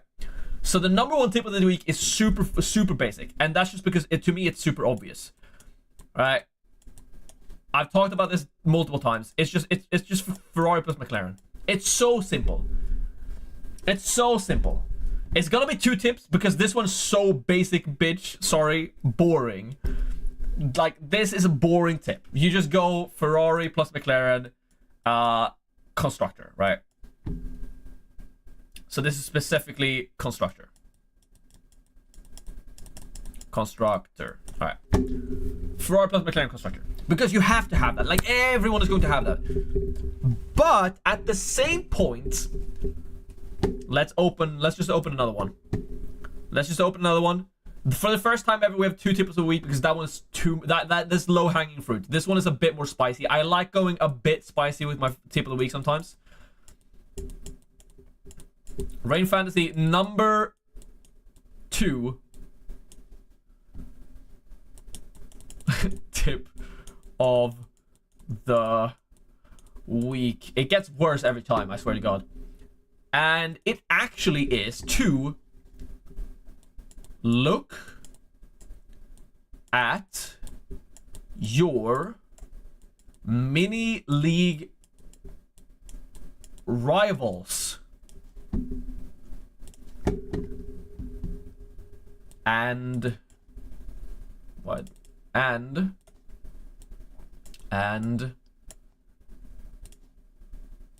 adapt. Right? I can sit here all I want saying you should get Leclerc. I can sit here all I want to say you should get Norris 2x. But if you have 5 races, you need to win your mini league. That's if you check in the like description, subscribe to win your mini leagues. That's what that's what I'm trying to advertise to you. You should watch me so that you can win your mini leagues. I need to give you tips to win your mini leagues because I know people bet money on this. I know there's a lot of bragging rights at work, with your friends, with your family. You need to win that. If you don't win that, what are you doing? It's all about winning. And if the top person in your family, or in your family, in your mini league, right? Your mini league rivals are your family, by the way. If the top people in your mini league that you want to win, right, are sitting with Norris 2x every week, switch it up. If you need to catch them, you're 100 points behind. That's 20 points per week. You gotta start making that up now. You're not gonna. Yeah. So again, I can sit here on team submission and say, "Oh, buy Leclerc because I'm buying Leclerc. I'm buying Leclerc because I think that's the correct move." And currently, like for me personally, I'm just trying to get a good overall rank at this point. I've already basically won. I need like my entire team to get disqualified in 2 races in a row, and my rivals to not have that team for me to lose the mini leagues that I personally like care about. And in the like content creator league that we have, I'm sort of just duking it out with F1 fantasy tips. So, you know, bragging rights, I guess, over him, but I'm like 7th in the content creator league, so I'm not really catching those above me unless I do crazy stuff. And I'd rather just beat F1 fantasy tips. I'd rather just beat Rob than trying to catch the ones that are 100 points ahead of me in the content creator sphere.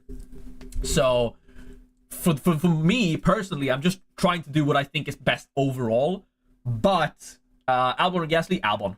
Now, this doesn't include like going for someone like a Gasly. I still think Alpine are completely useless. But go a bit differential, you know? Pick a different 2x if you need to catch up, right? That is like the actual, like, okay, obviously, like, have Ferrari plus McLaren. But like, look at your mini league rivals and adapt. That is my tip of the week. You need to win. You need to win. Sup, Lil Man? Lil Man? I mean, I'm not that tall.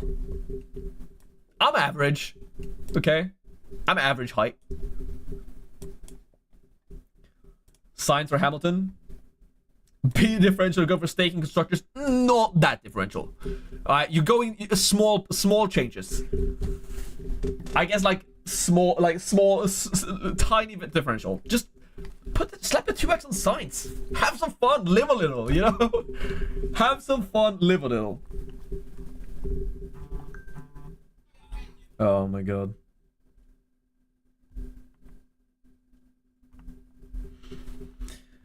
Oh my god. Show your team. I will show my team. All right, that's tip of the week. I think it's a goal. Deadline in 8 minutes. Time moves fast. Time moves fast. Okay. My team is gonna be this. I'm gonna sell Albon to Sonoda because I can, and the simulation's preferred by 0.2 points. And then I also want to be different, right? I'm gonna take some of the tips that I just gave out, and then I'm gonna do Piastri to Leclerc. That could backfire, but I think that's what I'm gonna do. No autopilot. I'm gonna autopilot in the sprint weekend because I only have 2 chips remaining. So I'm gonna lock in my team now. 7 minutes to go. Don't miss the deadline. This is gonna be my changes. Bringing 1 transfer to Brazil. Meaning I have 3 transfers in Brazil. Always feels good, especially for a sprint race. This is the move I'm going to make. I'm going to hope that Yuki Tsunoda can perform after looking solid in practice, and then I'm gonna choose Leclerc over Sainz, hoping that Leclerc does well in qualifying, and then he just outperforms Sainz in the race, you know? Need to go. Thanks, Rain. Thank you so much for popping in, Ed. Thank you so much. By the way, if you haven't, right, running up to the deadline, like the stream if you haven't already. Thank you so much. I'm going to stick around. I was thinking I might leave, but I'm going to stick around for the QUALI watch along. As always, I enjoy watching it with you guys, and I have no rush really to be where I'm going. I am heading out afterwards, but yeah, follow me on Twitter, follow me on Blue Sky, follow me on TikTok. I haven't posted that much on TikTok, but I'm gonna try and start being more active on there, because I mean that's how you grow your channel, I guess, in 2024. Even though I hate short form content, but I mean I might as well try. So I think I'm gonna start making more short form content for Brazil, and then for the final 4 races, there's gonna be some videos next week. So don't miss that. Pop into the channel sometimes. Deadline streams next weekend, of course. Can't miss those. So subscribe, like the channel. Going out at 11 p.m. What are you, 20-year-old? I'm 25. But pretty much. I literally came. So I was at a party. Actually, I can talk about this now because we're kind of done. I was at a party. My friend had his birthday like last week. So I was at his party. I ran home from him to stream, and then I'm meeting them out in town. So yeah, I'm not going out at 11. I'm going out at like midnight. Yeah, but I'm beginning to feel the energy being sapped out of me. That's why I'm drinking a Coke. I'm getting older. I'm not 20 anymore. 2x on Norris or autopilot? I would say 2x on Norris. It depends. If you have a lot of chips remaining and you still need to use your 3x, etc., etc. I mean, just use the autopilot now, right? Especially if you have like Norris or Leclerc. But again, if you're like me and I only have final fix and autopilot, I might want a final fix today. You never know. So, watch party of sprint? Yes, watch party of the sprint. I think so. Yes, I'm gonna commit. I'm gonna soft commit. I think there will be when the sprint is like late as well. So yeah, my time. It's like dinner time. Yeah, watch parties for the sprints are just so fun, man. Sprint races are crazy. All right, this is my team. Very, very interesting. Very, very interesting. Did Abhijit post his team? I don't think he did. I don't think he did. Unlucky. Well, I wish Abhijit good luck if you're still here. I don't think ultimately, I don't think your -10 is worth it. Watch party of QUALI? No, I don't think so. It depends. If I don't have anything else planned, I might as well, But I'm doing like so next weekend for Brazil, we're doing watch party or watch along for the sprint QUALI on Friday evening, and then we're doing a deadline stream and watch along of the sprint race. And then if I have nothing else to do, I might do a QUALI watch along as well. But maybe that's a lot of streaming. That's a lot of live hours. Dumb question, but if I have 3 frank transfer used 2, will the extra one carry forward? Yes, it will. So you can carry forward 1 transfer every weekend with a maximum of 3. So essentially, like, say you have 3 transfers and you use 1, so you have 2 remaining. You burn 1 transfer. Is what, at least the terminology that I use. Burning a transfer is when you don't use them. For example, last weekend I burned all my transfers. I burned 2 transfers. I didn't make a move last weekend. So I've burned 3 transfers so far this year, I think. And in like other fantasy games, it's not really worth it to burn transfers, like in FPL and stuff like that. But in F1 Fantasy, like, you get so many free transfers that you like burning a transfer is fine. Let me set up so we can actually watch this F1 dashboard. Gotta watch the quali.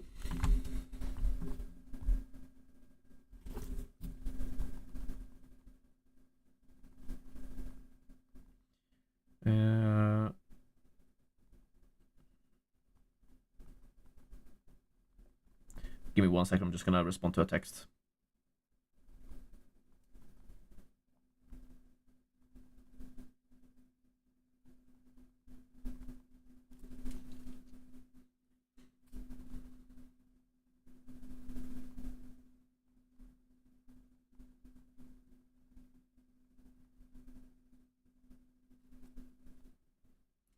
Alrighty then. Alright then. Let's get comfortable, shall we? What is the 1 minute to deadline? Don't miss it. Do not miss it. Do not miss it. Do not miss it. Oh. Quick little stretch. Neck crack. Time to enjoy some F1. So let's bring. I have the. I think this is the good one. You can kind of see what's going on here, right? As long as you can see the lap times as they pop up. And then let me open my stream here.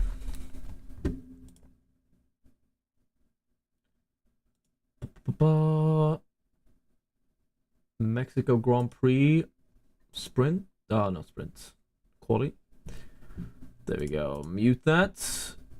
And pop that up like so. And do a little slight reduction. I need to get a third screen so I can have like chats. F1 dash. Like, it's a, you know, I stream whatever it's on here, right? But I need to have like a third screen so I can have chat and all my OBS stuff above and still watch the stream, because when, you know, I can't obviously show the F1 footage. That would get me gigabanned, you know? Can't do that. Can't do that. Arthur is owning our teams, basically. This is the first time, or maybe second time actually, that I've fully gone simulation based. What can I say? I trust in the Matrix today. I should actually tweet out my team.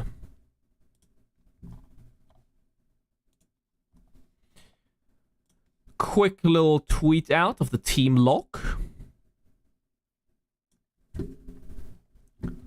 Ba-da-da-da.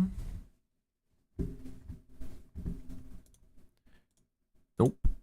That's not what I wanted. Copy the image and let's just go on to Twitter here. And team lock. Final lock emoji.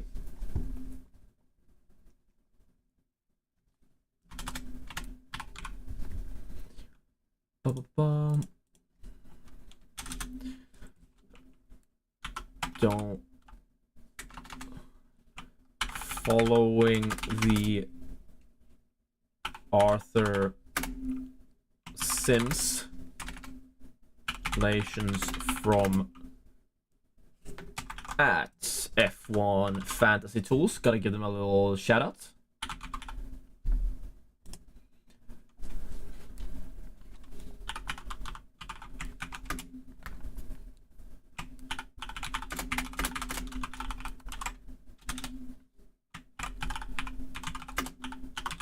let's just put optimal in like a little air quote, because you know, you never know. Optimal team at 128.2 million.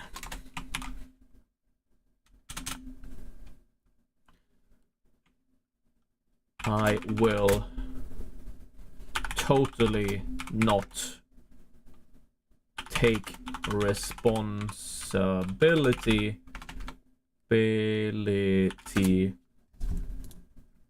I will totally not take responsibility if this fails.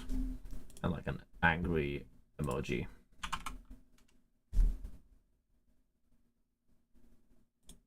I'll do a little, yeah.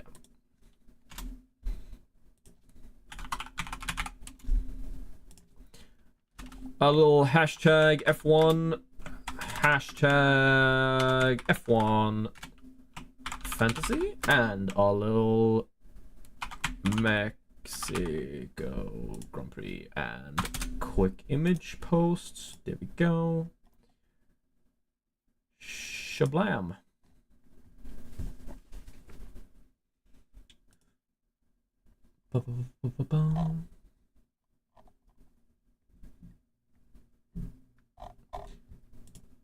Alrighty then, let's get everything back up and going.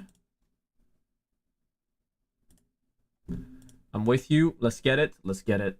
Screw the Sims. But I'm going with the smooth operator.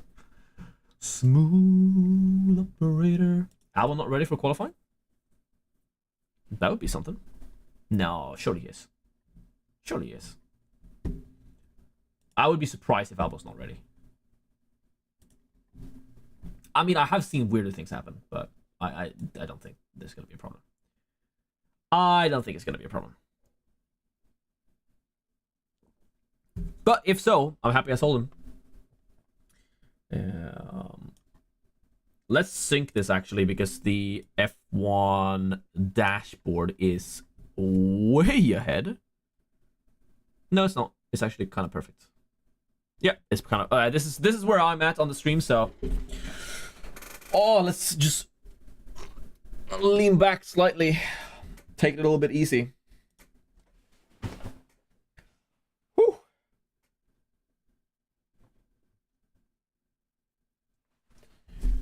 Whew. Ooh. So anyway, how's everyone's week been? I'm sorry, by the way, I can put apologize now, because I feel like the close-knit community is here now. I was going to post a transfer plans video on Monday and then team selection on Friday, but that just didn't end up happening. I recorded a video on Monday, and then I didn't edit it. I don't know what happened. Yeah, I got busy on Monday evening, so I didn't end up posting on Monday. And then, like, Tuesday, Wednesday, Thursday was just a blur. I have no idea what I even did on those days. My F1 TV provider is still playing some French football league. That's tragic. Ay. Norris goes fastest. Sainz and Leclerc on mediums. Are they that bad on the softs? Or are they just putting in a lap, you know? Saving an extra pair of softs for the end. Maybe they think the medium will be enough.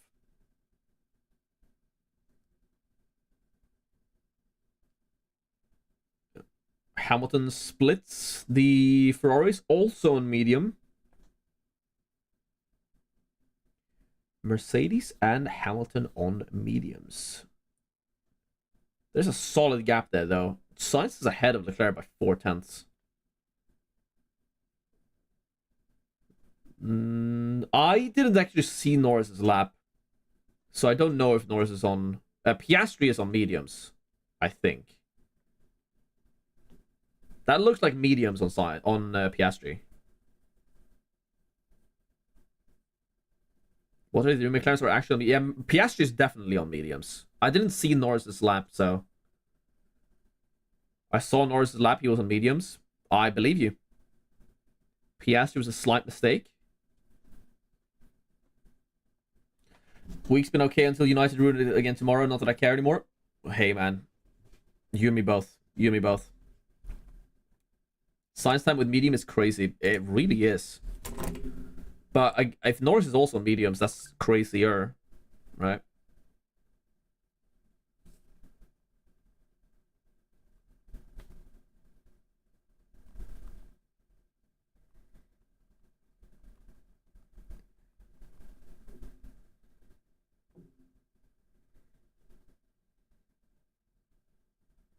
Mm-mm-mm.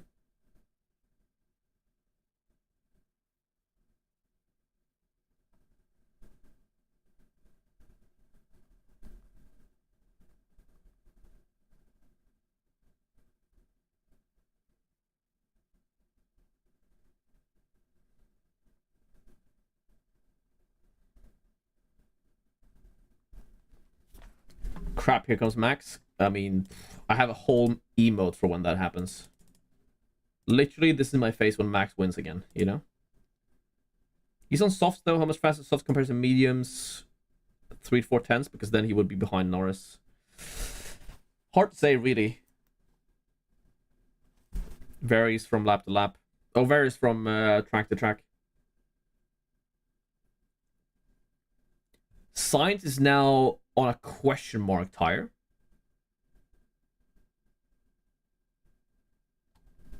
According to F1 dashboard. They don't know. Now, they fixed the Norris and Piastri times. Yeah, that Piastri mistake is kind of costly. I feel like you set a time on medium, hoping that you're faster than all the riffraff, right? The C tiers. Also, Albon P4. I sold him. Classic. Classic. But hey, man, Tsunoda setting his lap now. Maybe. Just maybe.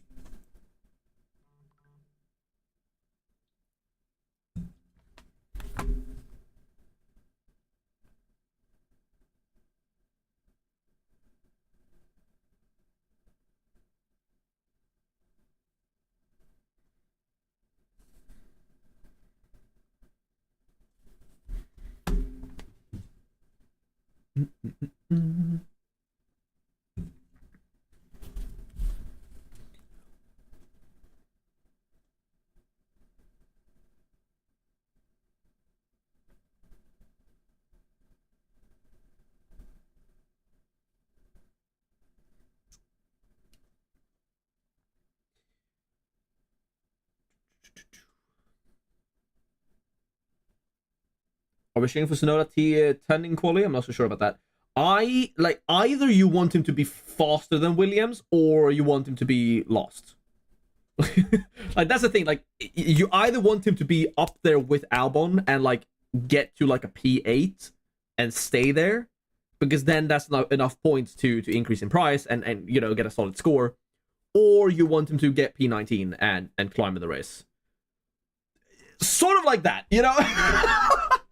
Sort of like that. I'm fine with a P3 for Yuki Tsunoda, you know? I'm fine with a Yuki Tsunoda P3. I'm totally fine with a Yuki Tsunoda P3. I'll take that. I'll take that.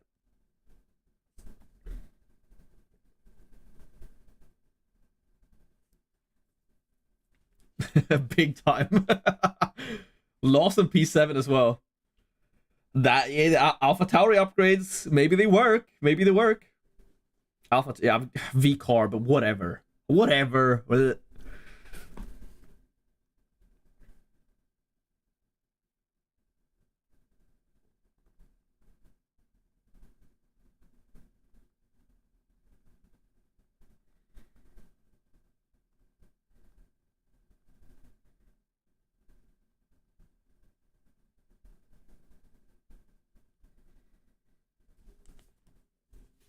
Russell's slow.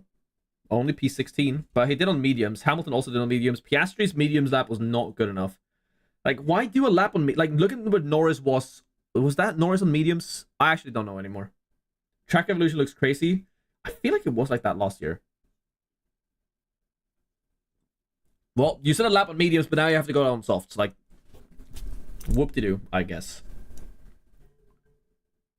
Is anyone not going out? That's the question. I don't think so. Gasly P2, Hulk P3. Ew.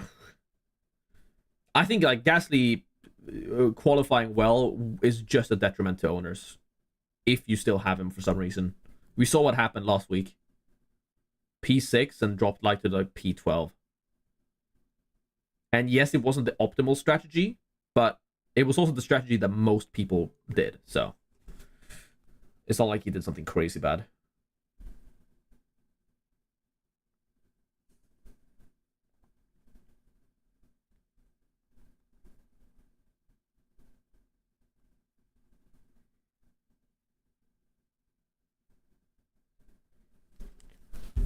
Track evolution does look crazy.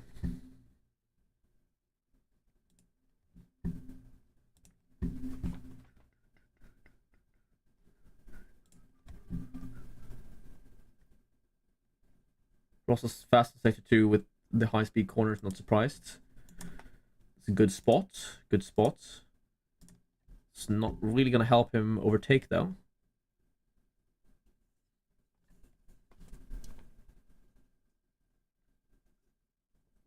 Fourth fastest though.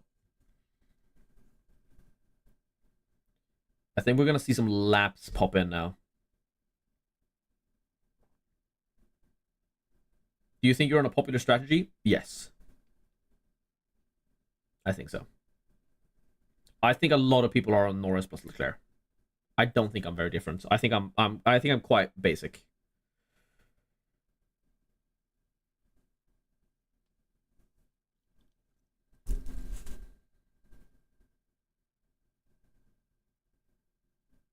Piastri. Oh, Piastri's gonna be out. There's no way that's enough. He's also on soft, so like the thing is incorrect. It's soft now. Piastri's gonna be out. Piastri's actually out. Can you guys see the video that I'm posting tomorrow morning? Do you final fix Piastri?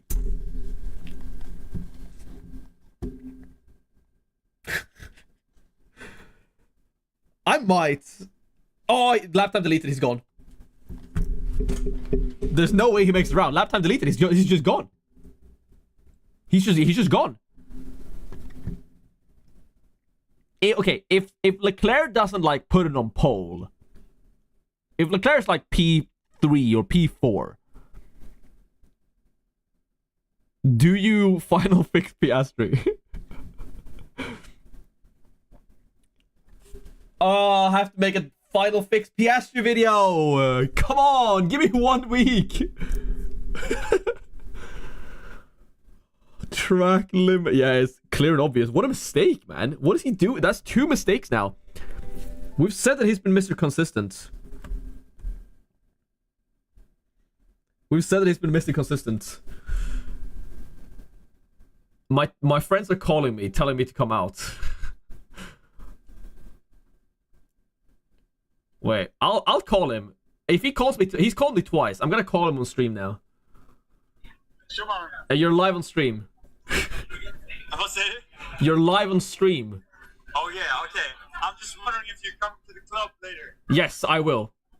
I'm gonna there's like 30-40 minutes left of this. And then I'm gone. Yeah, okay, good. So if you're leaving now, I'll meet you downtown. Yeah, we'll see you later. Alright. Yeah, making sure. Okay, good. Yeah, see you there. Bye. See you there. He called me twice. I mean, I have to answer. I mean, Piastri's gone. Wait, is Paris gone? Oh, Piastri's doing another lap. How does he have time for that? Oh, how boring. Oh, maybe I don't have to make a video. He's made 2 mistakes though on both of his laps. He's stressed now. Oh, he's definitely. Oh, he's just going again. He's just going again. He's on a lap already. Was he fueled up for another run? How did he have time for this? How is he already out? Like, on a lap? He's not improving, though.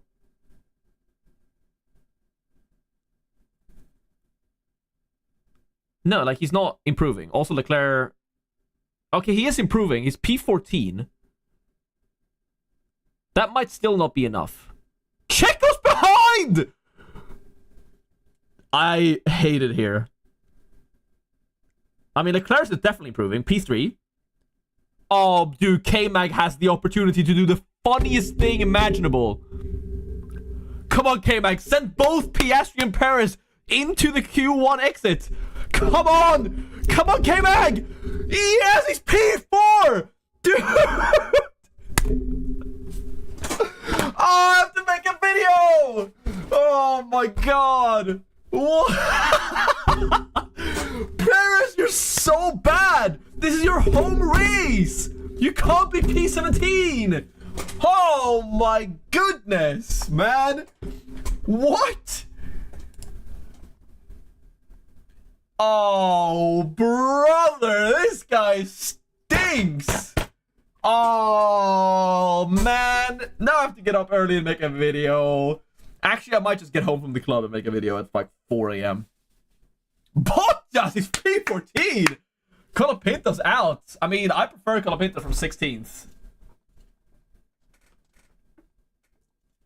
Ocon. I actually don't like yeah, I still have Bottas. I don't like Bottas from P14, to be fair.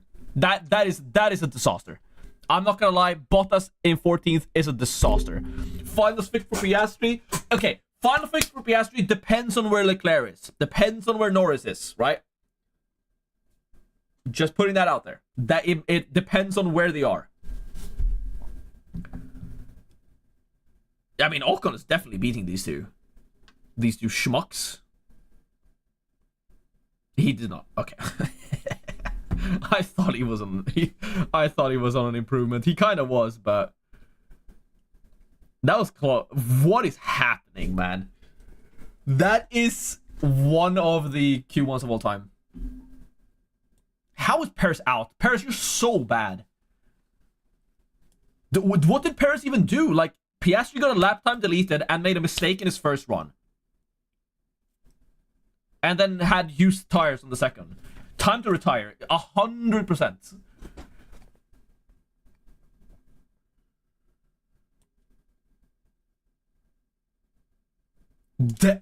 Radio silence from Oscar Piastri. Oh my God.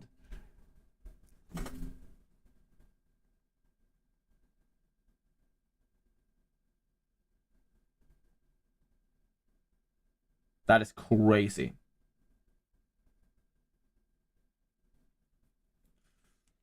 Checo fans right now.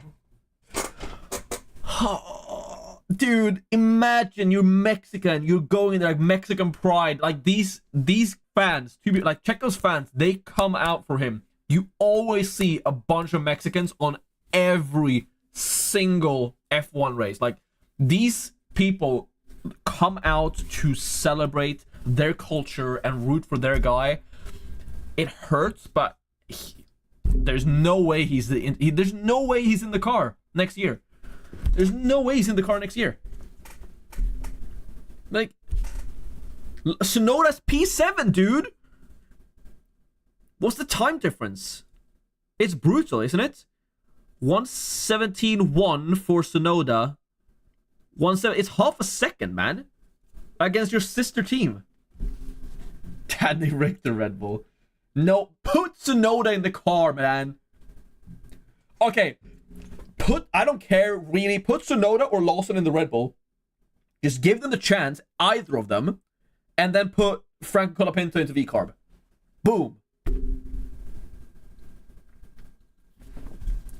Which device do you use for live tracking? It's called f1-.com. So f1-.com. You can just search on Google for F1. Sorry. You can just search on Google for F1 dashboard, and it should pop up.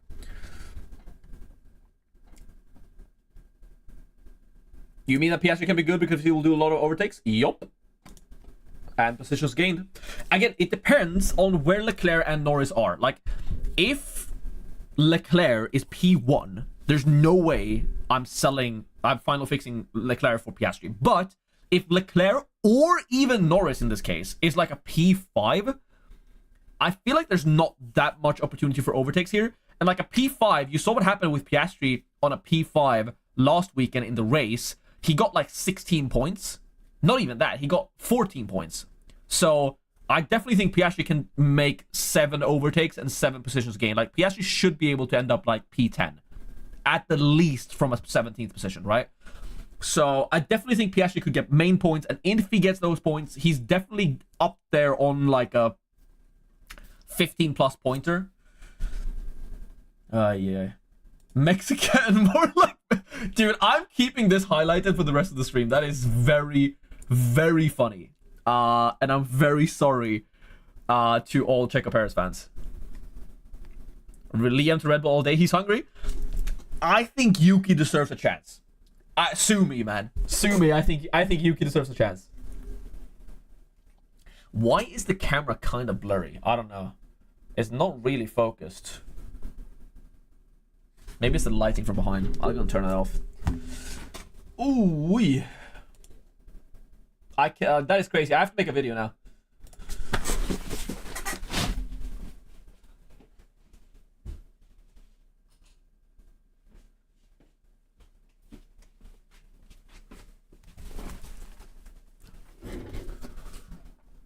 But we're just gonna sit here. That kind of improved it. Is this too bright? No, that's actually kind of good. But this ring light really just right in my face. Ooh, I'm so crisp now that I don't have this overhead backlighting. Oh, my girlfriend's in the chat. Nice. I left her at the party. I feel kind of bad about it. I just left at the party with my friends and just went here to stream, but she had fun, so I don't feel that bad anymore. I would have felt bad if she left immediately. I would have been. Can you believe? Yeah. I'm gonna keep this up here the entire time now because that is the summan av kardemumman, as we say in Swedish. Yeah. I had to go live, man. But to be fair, darling, it was a pretty good stream. We were above 200 concurrent viewers again, which I haven't been since like the summer. So always fun. And now we got a spike in people coming in to check out my reaction to this. My reaction to this is, and there's going to be a video dropping tomorrow morning. I'm gonna get up early, record a video. I'm gonna look tired because I'm going out clubbing in an hour, but I will get up early, make a video, and then go back to bed. So if I look a bit trashed on the video, you know why. You know why. That is a new purse, offensively. Nah, she buys my purses soon. Yes. Oh, yeah. True. I wish I stick to Sainz, Leclerc in fantasy. Oh, you had Piastri in there? Unlucky. Well, I think like the problem with Piastri, right, is if you already had him in your team, this is kind of bad because you don't get any qualifying points. But for final fix, ooh. So this is going to entirely depend on what happens next. If we have Norris, Leclerc, P1, P2, I'm not final fixing. But if either Norris or Leclerc is like P5, I think I'm getting Piastri. I actually think I might. I think I might actually put the final fix. I'm so happy I didn't do autopilot because I might actually final fix here. I might actually final fix in here. I'm dead serious. If Norris or Leclerc is P5 or below, and still in Q3, so like they're in Q3, P5 or below, I am final fixing. I'm telling you this right now. That is a Rain Fantasy guarantee. Can y'all recap the quality so far? Basically what happens above me. Wait, where is it? There. Mexican, more like Mexicant. So Piastri in Q1. His first run, did it on mediums, made a mistake. Second run, track limits. So lap time deleted. Did a third panic run, but obviously did not get the tires in the right window and got knocked out. And we were screaming about Piastri doing that. Perez was just on his regular lap behind Piastri because he had a poor first lap and was worse than Piastri on Piastri's like rushed third attempt because Piastri had to make a third rushed attempt to attempt to do anything. And he did improve, just not enough, right? After getting his lap time deleted. And Perez was still worse. Yuki Tsunoda was P7. Magnussen did the funniest thing. Like, Magnussen literally, like, jumped above them to P4 and sent both Piastri and Perez out. Legend status on K-Mag. I love K-Mag. I'm so sad he's not going to be in F1 next season. This season of drivers, which yeah.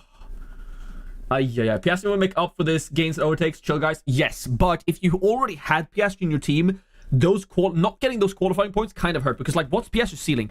We're doing MS Paint, and the qualifying is already going on. Okay, right, Piastri, right? I've written Piastri so many times in the past. So if you have Piastri, you don't get any qualifying points, but on a final fix, right, you don't care about that. So let's say he gets P10. That's 7 positions plus probably ish 7 overtakes. I'm just gonna say 7 overtakes, and then another point. So that's 15 points. And then, oops, that was a very long line. Take someone like Leclerc, right? If he starts P5, ignore qualifying results. Ignore qualifying results. He starts P5, finishes P5. That's what? 15, 12, 10. So that's like 12 points-ish. Like, say he gets, like, starts 5th, finishes 5th. That's, maybe gets 2 overtakes in the pit windows. That's 10 plus 2, that's 12 points. Now, this is not a massive deal, but, like, that Piastri could also have a much higher ceiling than this. Leclerc could obviously also have a higher ceiling. But I think if Leclerc or Norris is below P5, so definitely, if they're like P6, ooh, I'm so hyper. That's because I've had 4 drinks. Yes, I have. I've had, what, 2 glasses of wine and like 1 cocktail, maybe something like that. Yes. Okay, I'm hyper, but I'm also excited because I get to use Final Fix, you know. This is Final Fix stuff. Final Fix. I have done non-sober streams before, drinking beer. But this is I did pre-party before this. Yes. Hasn't helped your paint skills. They're fine. They're not better. They're not worse than they normally are. They're definitely not worse than they normally are. We should get back to this. Not that anything really is happening right now. Alright, predictions. Who's going out? Who is going out? I'm gonna keep this above me. This is so funny. Thank you so much, Charles. That's so funny. Stroll. That's a safe bet. There's no way Stroll's getting through.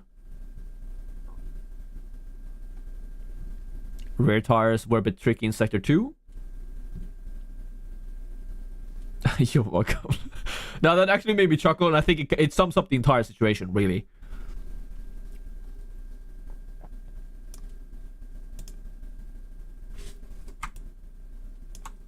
There we go. I forgot that I had all that stuff up there.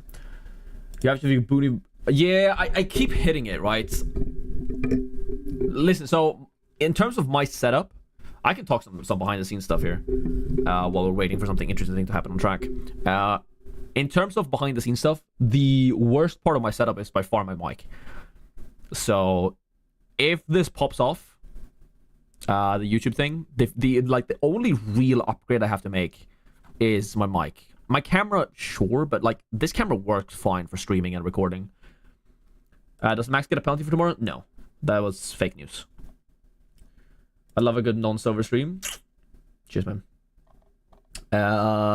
Yeah, so I really do want to upgrade my mic. Like, really want to upgrade my mic. Because this mic is not fantastic.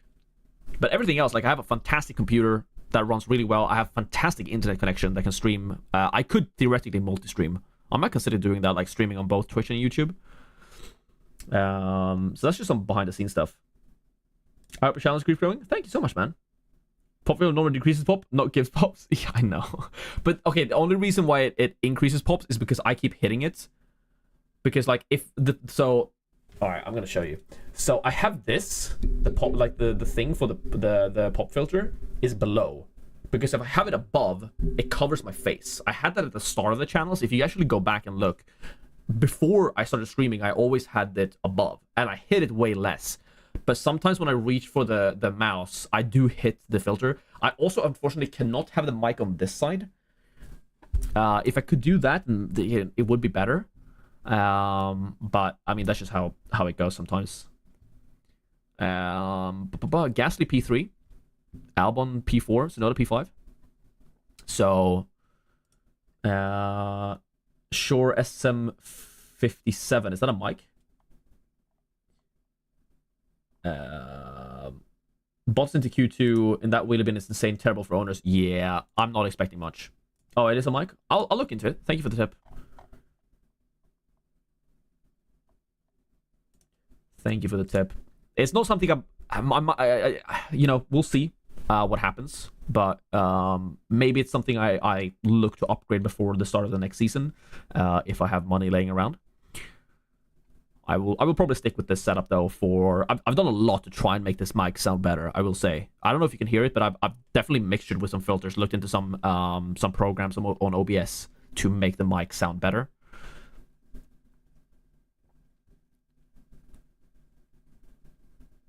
Try and make sure it doesn't pop too much, and that it keeps the volume relatively the same, no matter, like, you know, if I'm whispering or if I'm talking really loud, it should keep the volume relatively similar, and not destroy your eardrums.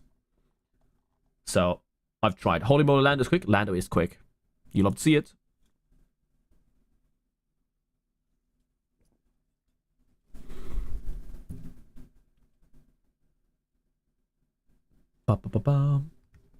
Now, so that's just some behind the scenes stuff. What's some more behind the scenes stuff I can talk about while we wait for people to do their final runs? I don't think that lap was great for Carlos. He should be ahead of the Mercs. Yes, he should. Where's Leclerc? Is Leclerc just not setting a time? Did I miss Leclerc getting a track limits? Or has he just not done a time?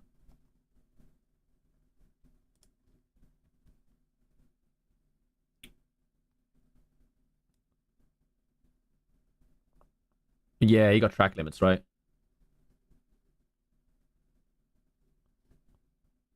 Yeah, inside. That's interesting. Yeah, track limits turn 2. Yeah, I missed that completely. Huh. Ha ha ha. I mean, yeah, Bottas is gonna be out, Stroll's gonna be out, and then it's really anyone's game. You want a short 7B microphone? I'll look into it. I'll look into it. Thank you for the tip.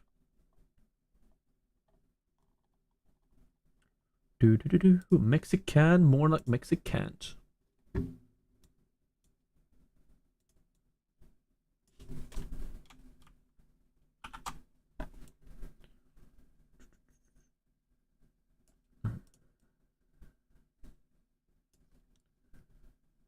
Radio drama would go crazy.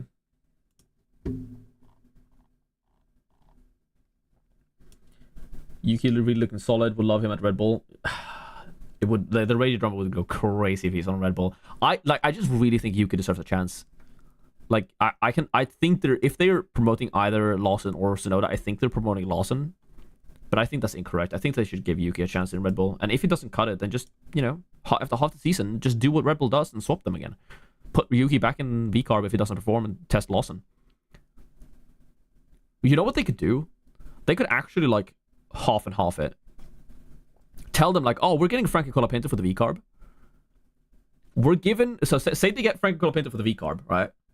If they kick Paris, they get Franco for VCARB, and we have Yuki Tsunoda, Liam Lawson, and Franco Colapinto. They just say, you know, we have 24 races. We'll give you 8 races each in the main car in Red Bull, and whoever performs the best gets the seat, gets a 2-year contract.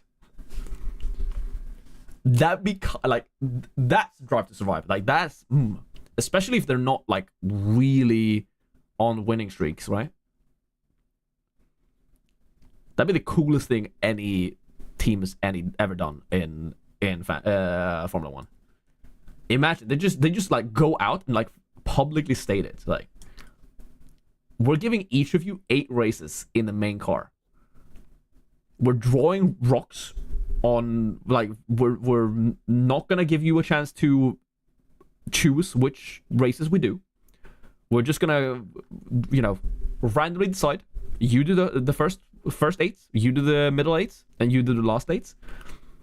And then whoever performs the best in those 8 races gets the contract.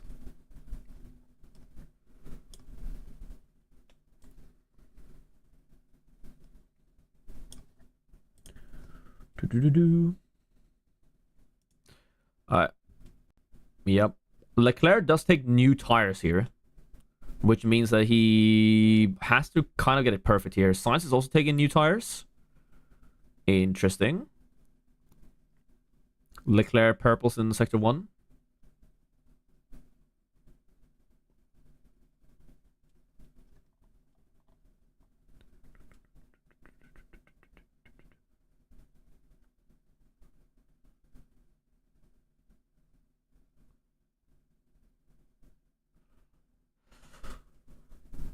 Two minutes left. Who else is out? Is everyone doing another time?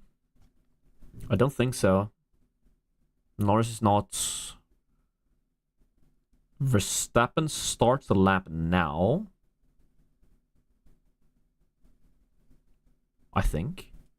Or is he slowing down? I can't tell. Maybe he just did a lap, actually. Yeah, Verstappen just did a lap. Leclerc up to 3rd. Here comes Sainz. And above Leclerc and above the Mercedes, where he's supposed to be literally 1,000th of a second behind Verstappen. I mean, by the way, for the championship, that's an awful mistake for Piastri to be eliminated there, because realistically, Norris needs Piastri in P2 behind him to avoid Max Verstappen playing bowling with him, you know?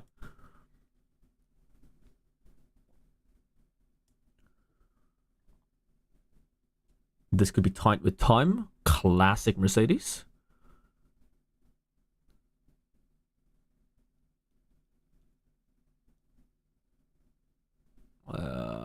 Will Hamilton make it round? It's close. He only has 50 seconds. He's fine. Yeah, he's fine. It's not tight. Classic Mercedes drama.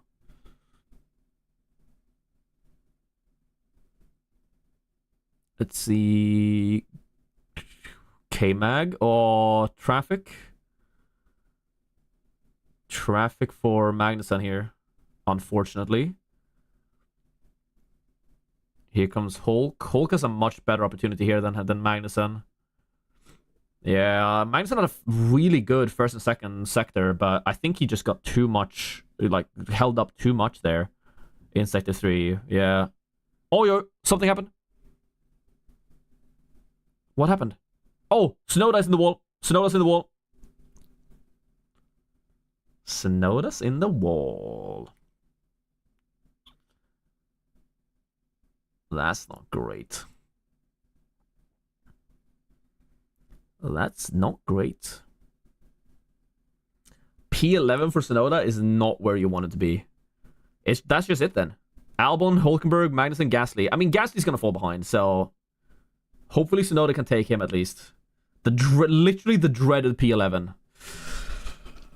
Oh, that's painful. And obviously, like, of course, Albon's gonna put a P7 when I sold him and just get 4 points and instantly be fine.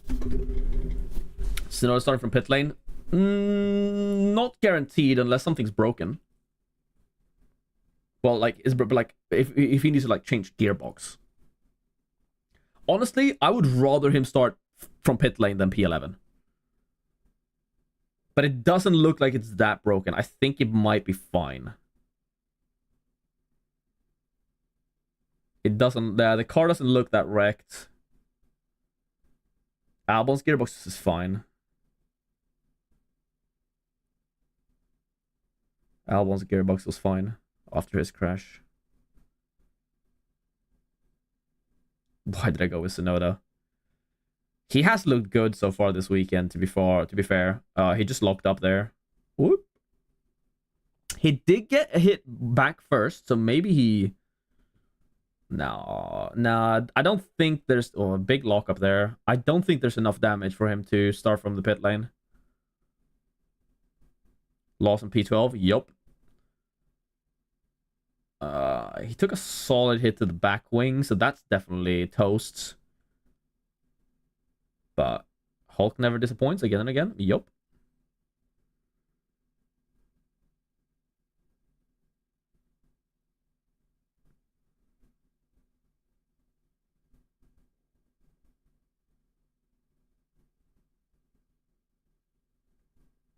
I'm heading to bed. See you tomorrow. See you tomorrow. Love you. Red flag. Well, let's I'm hoping this means Tsunoda starts from pits, but I don't think so. It doesn't look to be that broken. Considering I have him. Yeah. Just a slight error. The usual suspects make it through. Albon, Hulk. Really hope Albon puts it P10, but it's looking like he's the P7 here. Start of Q3 will be delayed. Classic. Yeah, I'm just gonna quickly go to the bathroom. I'll be right back. Final fix to Piastri, if chip is available or still hold. It depends on where Leclerc and Norris qualify. Or whoever you have. So I'm going to discuss Piastri final fix after Q3. Because it honestly depends. Like, if Norris and Leclerc is P1, P2, it's not worth it. So, I'm going to discuss... I'll actually tweet about that. Discussing Piastri final fix after Q3, by the way. Piastri. Hashtag F1 Fantasy. Hashtag F1. Hashtag Mexico GP and linked stream. Boom. That's not the link to the stream. Let's share that. Alright, I'll be right back for Q3.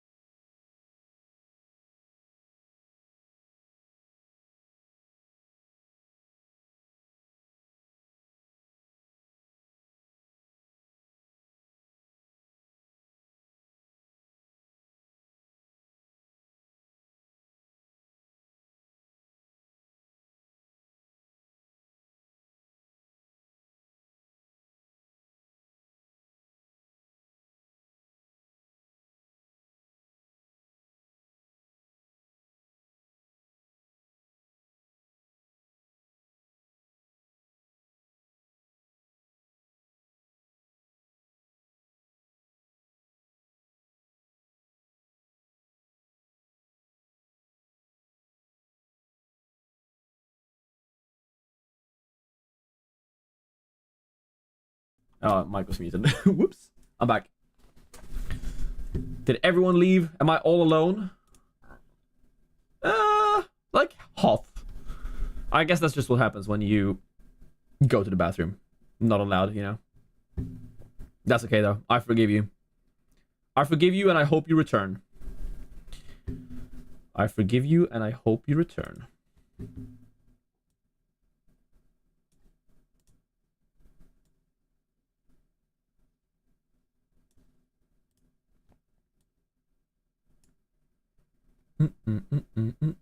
You're here.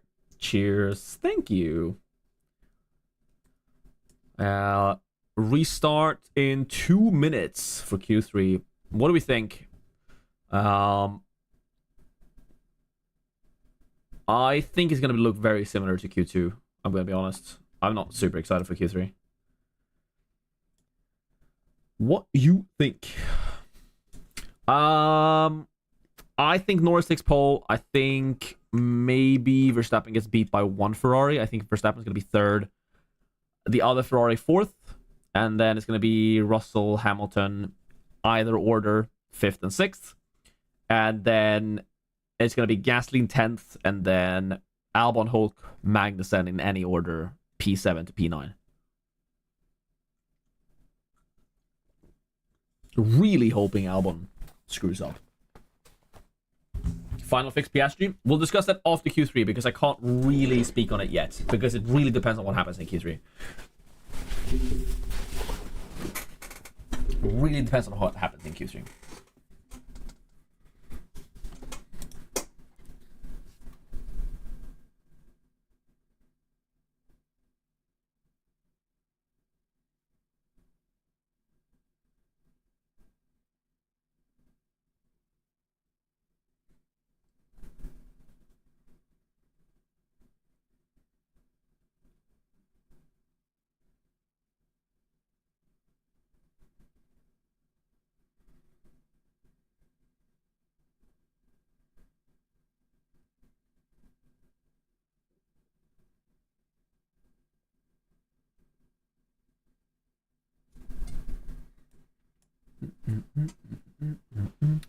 Also, I can talk about this while we wait for Q3 to start. Yeah, I'm just enjoying the show. I'm not even creating content at this point.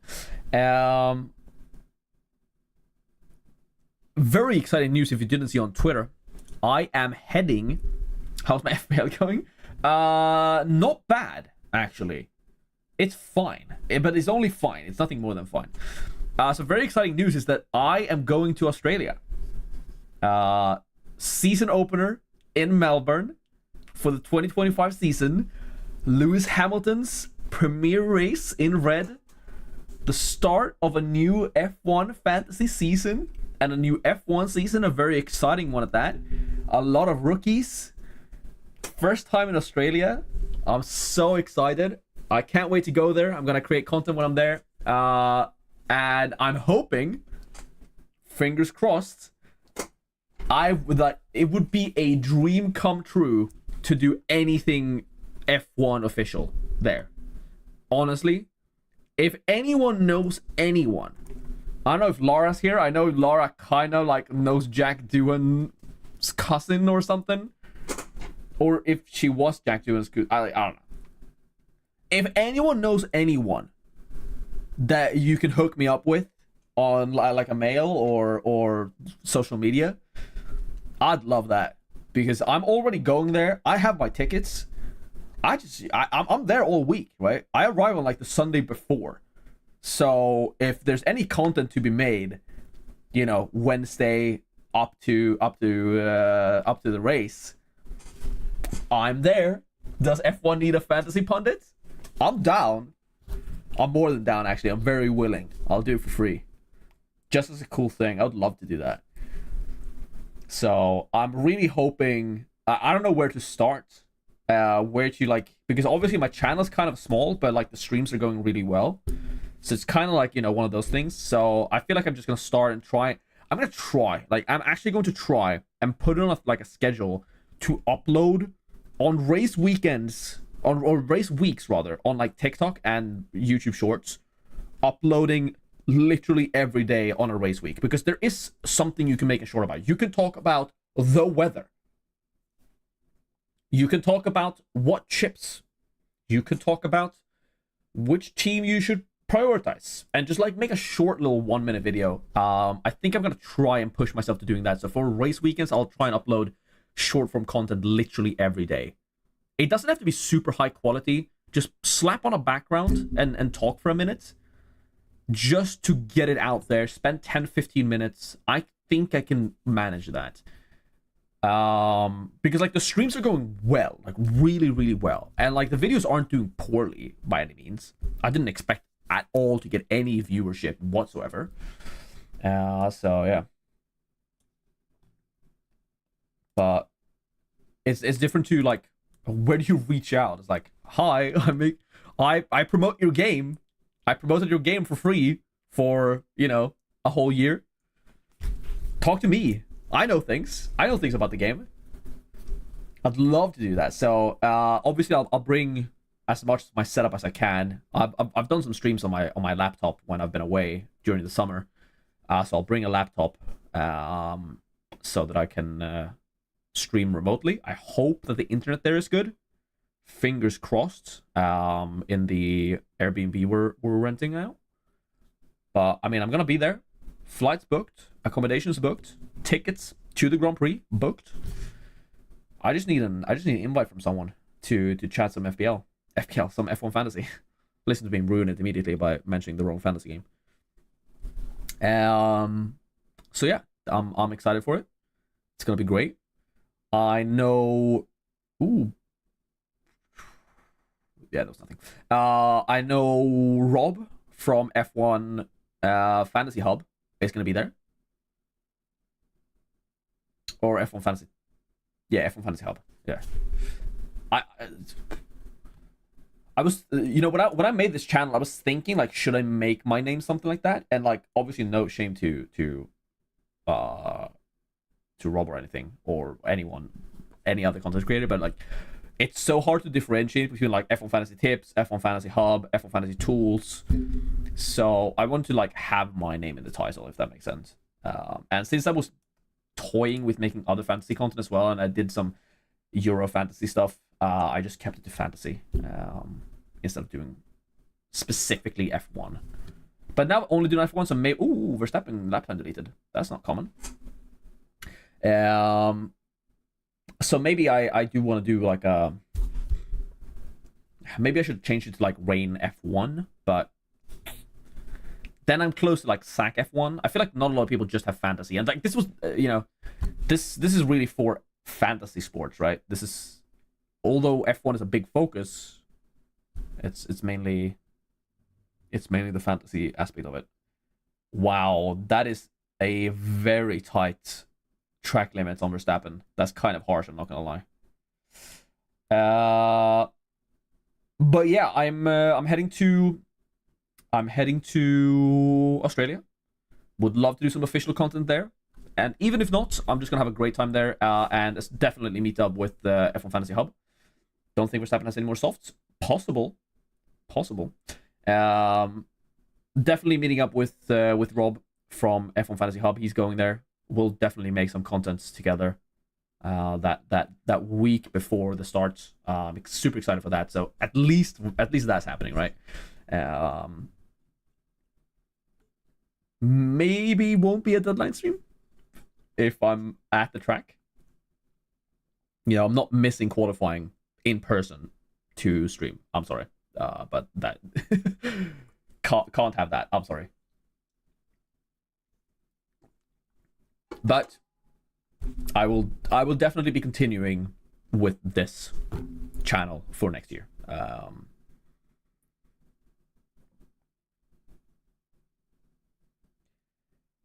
Definitely will be continuing. Like when I started this, I was like, I'll do it for this season and stick to it.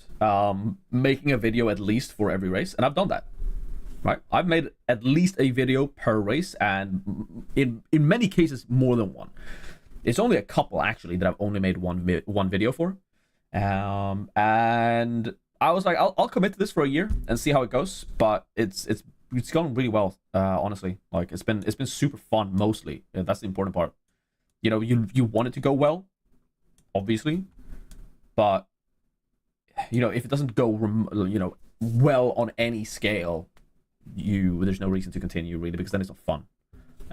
But even though the growth is relatively slow, like the streams are amazing, and it's become a little habit of just watching the quality on stream, and it's fun.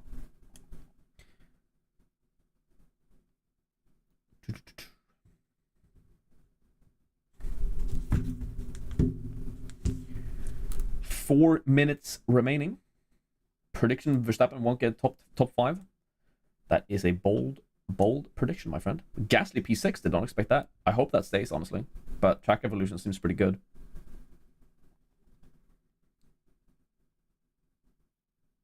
Can you have track limits if front wheels are off at different time than back wheels? Apparently. All 4 tires were off track, so in the same corner. Doesn't matter what time they're off.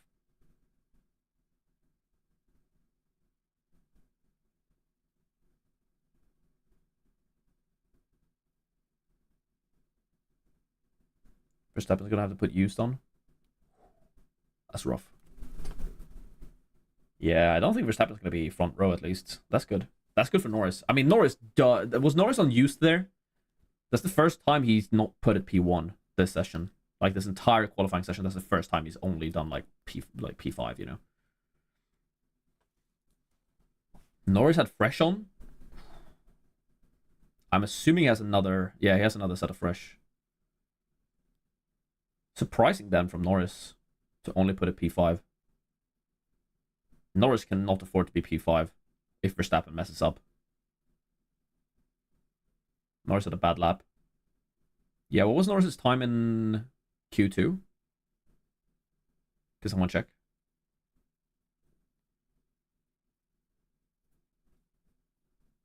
He did a 1:16.9. 1:16.3? That's a big mistake then. But 1:16.3, Sainz is ahead.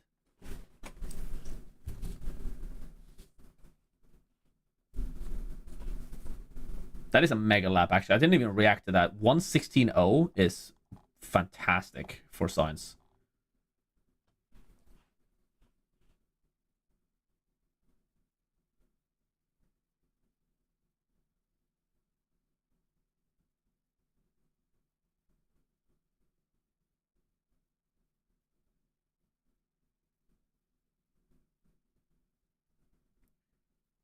Maybe Verstappen wasn't used. Maybe. I don't actually know. So what I'm comparing, right, I would have either gone for Sainz and then upgraded Bottas to Tsunoda, or what I have now. So the difference is actually, because I would have had Tsunoda either way, it's just who I would have transferred out. So it's actually Leclerc and Bottas versus Sainz and Albon. And considering where Bottas is, it's looking like, starting 15th. It's looking like Sainz plus Albon might have been the best choice. That is a mega lap from Sainz, to be fair. Oh, 1:33. Yeah, 1:16.3, yeah. Track is massively improving. We'll see.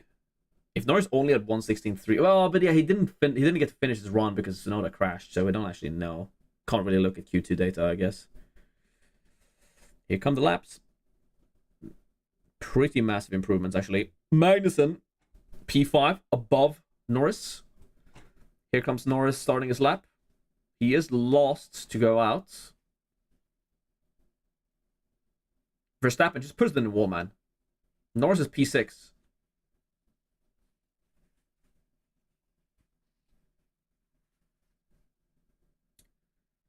Leclerc improving, but not by 3/10. That lap by Sainz is brutal. Oh my god, and Sainz is improving again by another 2/10. Sainz is on a monster, by the way. Leclerc doesn't even improve. Oh, he improves, but not by much. Oh, Sainz improves on his already brutal time. 1:15.9. That's looking like a smooth operator pole position. Dude, how? Max, please. You're so annoying, man. God. Norris fastest 82. Norris! Norris is behind Max. There's no way. Where did that lap come from? Dude, Max is so annoying, man. Oh, and Mercedes are useless. Oh, this is the worst. Third, fourth. I can't even final fix from that spot.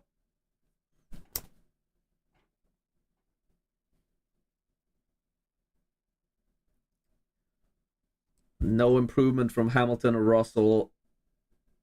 Magnussen, best of the rest, P7. Wow, wow, wow. Gasly P8, did not expect that. Albon P9. Hopefully he crashes and burns from that position. No offense, Albon.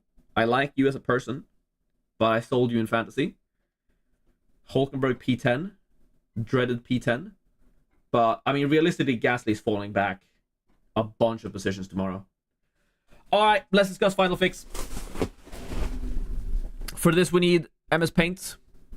Let's go back to... I'm going to do this quickly. Video will be out tomorrow. Video will be out tomorrow morning. So, before the race, make sure you check out the channel, subscribe, and enable notifications if you haven't, so you don't miss it. But video will be out tomorrow morning. But for now, quick discussion. We're going to delete this because this was all speculation, you know. Norris is only P3, but I think that's enough for me to not want to change it. So let's do a quick final fix discussion here. Let's just it would have been so much quicker if I just deleted everything by clicking back, but it's okay. Quick delete. Just erase all this. You saw nothing. Alright, let's talk. Let's talk. That's not what I want.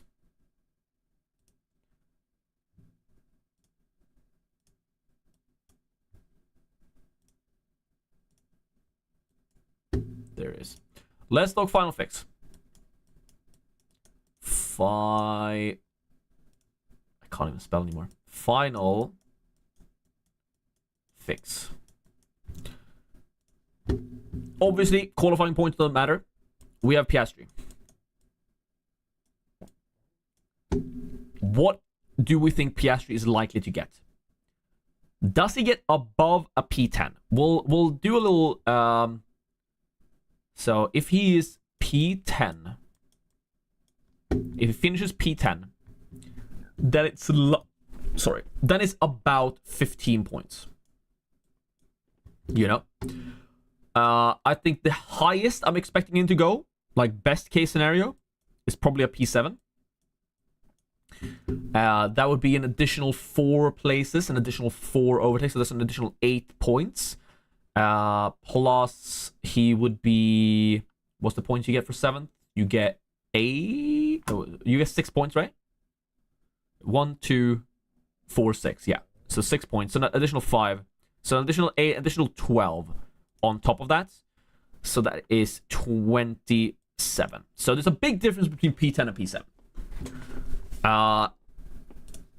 In my opinion, you know, if you have Sainz starting from P1, you don't do it. You don't final fix Sainz. There's no reason to. That is a bad idea. If you have Norris, you also don't final fix. Because if anyone other than Sainz is winning, I don't think it's Max from P2. I think it's Norris. So you don't final fix Norris. If you have... I hate that these don't save. If you have Hamilton. Why is it not? What am I doing wrong? Oh, it's down here for some reason. There we go. If you have Hamilton, for some reason, I don't think a lot of people did. But if you have Hamilton, he's now starting, what, P5 or P6? What was he?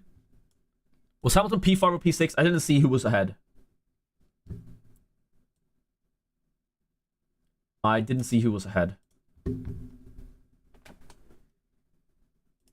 He was P6? Okay, Russell was ahead. Would it be 6 extra overtakes and positions from... No, so 4 extra. So from P10, 9... Oh, it would be 6 extra. Yeah, you're correct. On another dimension. Thank you for correcting me. So this would be 25 then. So 20. I keep clicking the pencil instead of the. There we go. So it would be 25 points. Hamilton from P6. Say he likely stays P6. A few overtakes here and there. That is not a good score. So it's 15 for third, 12 for fourth, 10. That's 8 points. So I don't see Hamilton getting more than maybe 10 points, right? In the race tomorrow. I don't. This is if he stays in P6. A few overtakes and nothing more. Hamilton gets a 10-pointer. I think if you have Hamilton, yes, you final fix. If you can afford it, but it's not that big of a difference. It's only like $1 million. The main question then is Leclerc. The main question is Leclerc. Now, Leclerc is starting P4, which is kind of annoying because that's kind of the position where anything could happen. I feel like, at least. I don't think Hamilton's going to win from P6.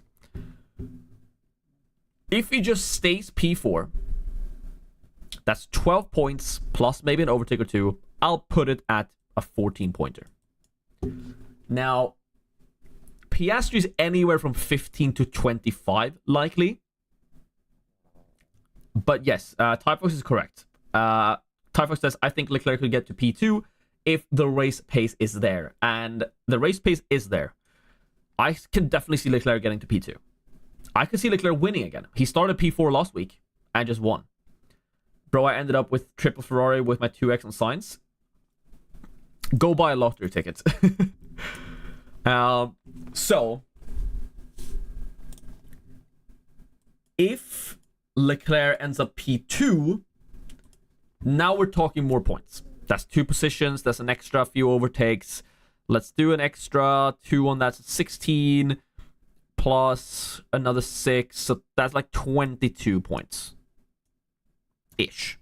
This is all estimations, right? I'm just like, all of this is just guesswork, right? I cannot know. I should do one of these in front of literally every single one. But these are the rough calculations. I think the Leclerc to Piastri is really, really close. Right? I mean, you see here, Piastri, if he gets P10, he gets 15 points. If he gets P7, that's 25. Leclerc, we think his, like, on a P stays on a P4 up to P2. That's between 14 and 22. It's very close. Piastri could get mixed up in turn 1 antics and get a DNF. So could Leclerc.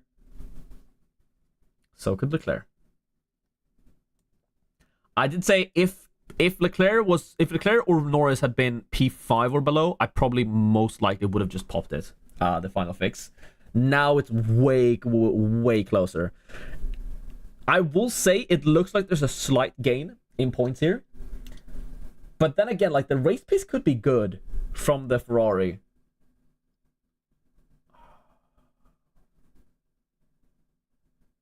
But like, where do we think Piastri ends up? P7 is 25 points. I might do it, but it's really, really close between Leclerc and Piastri. How is Norris happy, man? I'm just watching him smiling right now. That is a smile through the pain. That's a Daniel Ricciardo classic. Smiling through the pain. because he's not happy starting behind Max again. Ugh. Max Verstappen, man. He's so good, it's disgusting. Ay, ay, ay, ay, ay. Well, I don't know what you do here. I think, like, if you have... Oh, do I final fix Sainz in, actually? Oh, we haven't even talked about... Like, final fix... I need to do... Okay.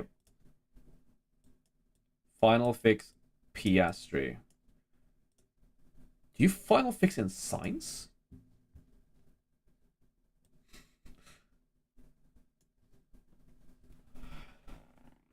Oh, I'm saying Leclerc's 14 to 22 points. If Sainz wins, we're talking driver of the day, baby.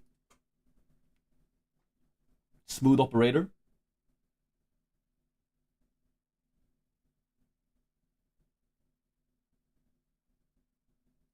Oh, I don't know. What if I final fix Leclerc to Sainz? I didn't even think of that. Well, I thought of it now, which is why I'm discussing it. I don't know. I don't know. I can see that working out, right? Because surely Sainz gets the better strategy starting ahead of Leclerc. I don't think they're going to team order Leclerc. Like, Leclerc is too far behind in the championship. And the race pace could be there. On top of that, Lando and Max are going to fight like crazy. So as long as Sainz is ahead into the first corner, I don't know, but I'm a huge believer in the smooth operator. Ooh. Do I believe in those luscious locks and those deep brown eyes? It could be better than final fix in Piastri. I'm not gonna lie. Right? He just slaps a 25-pointer. Driver of the day. That's 35 points. An overtake or two. Easy 37. I honestly might. I honestly might.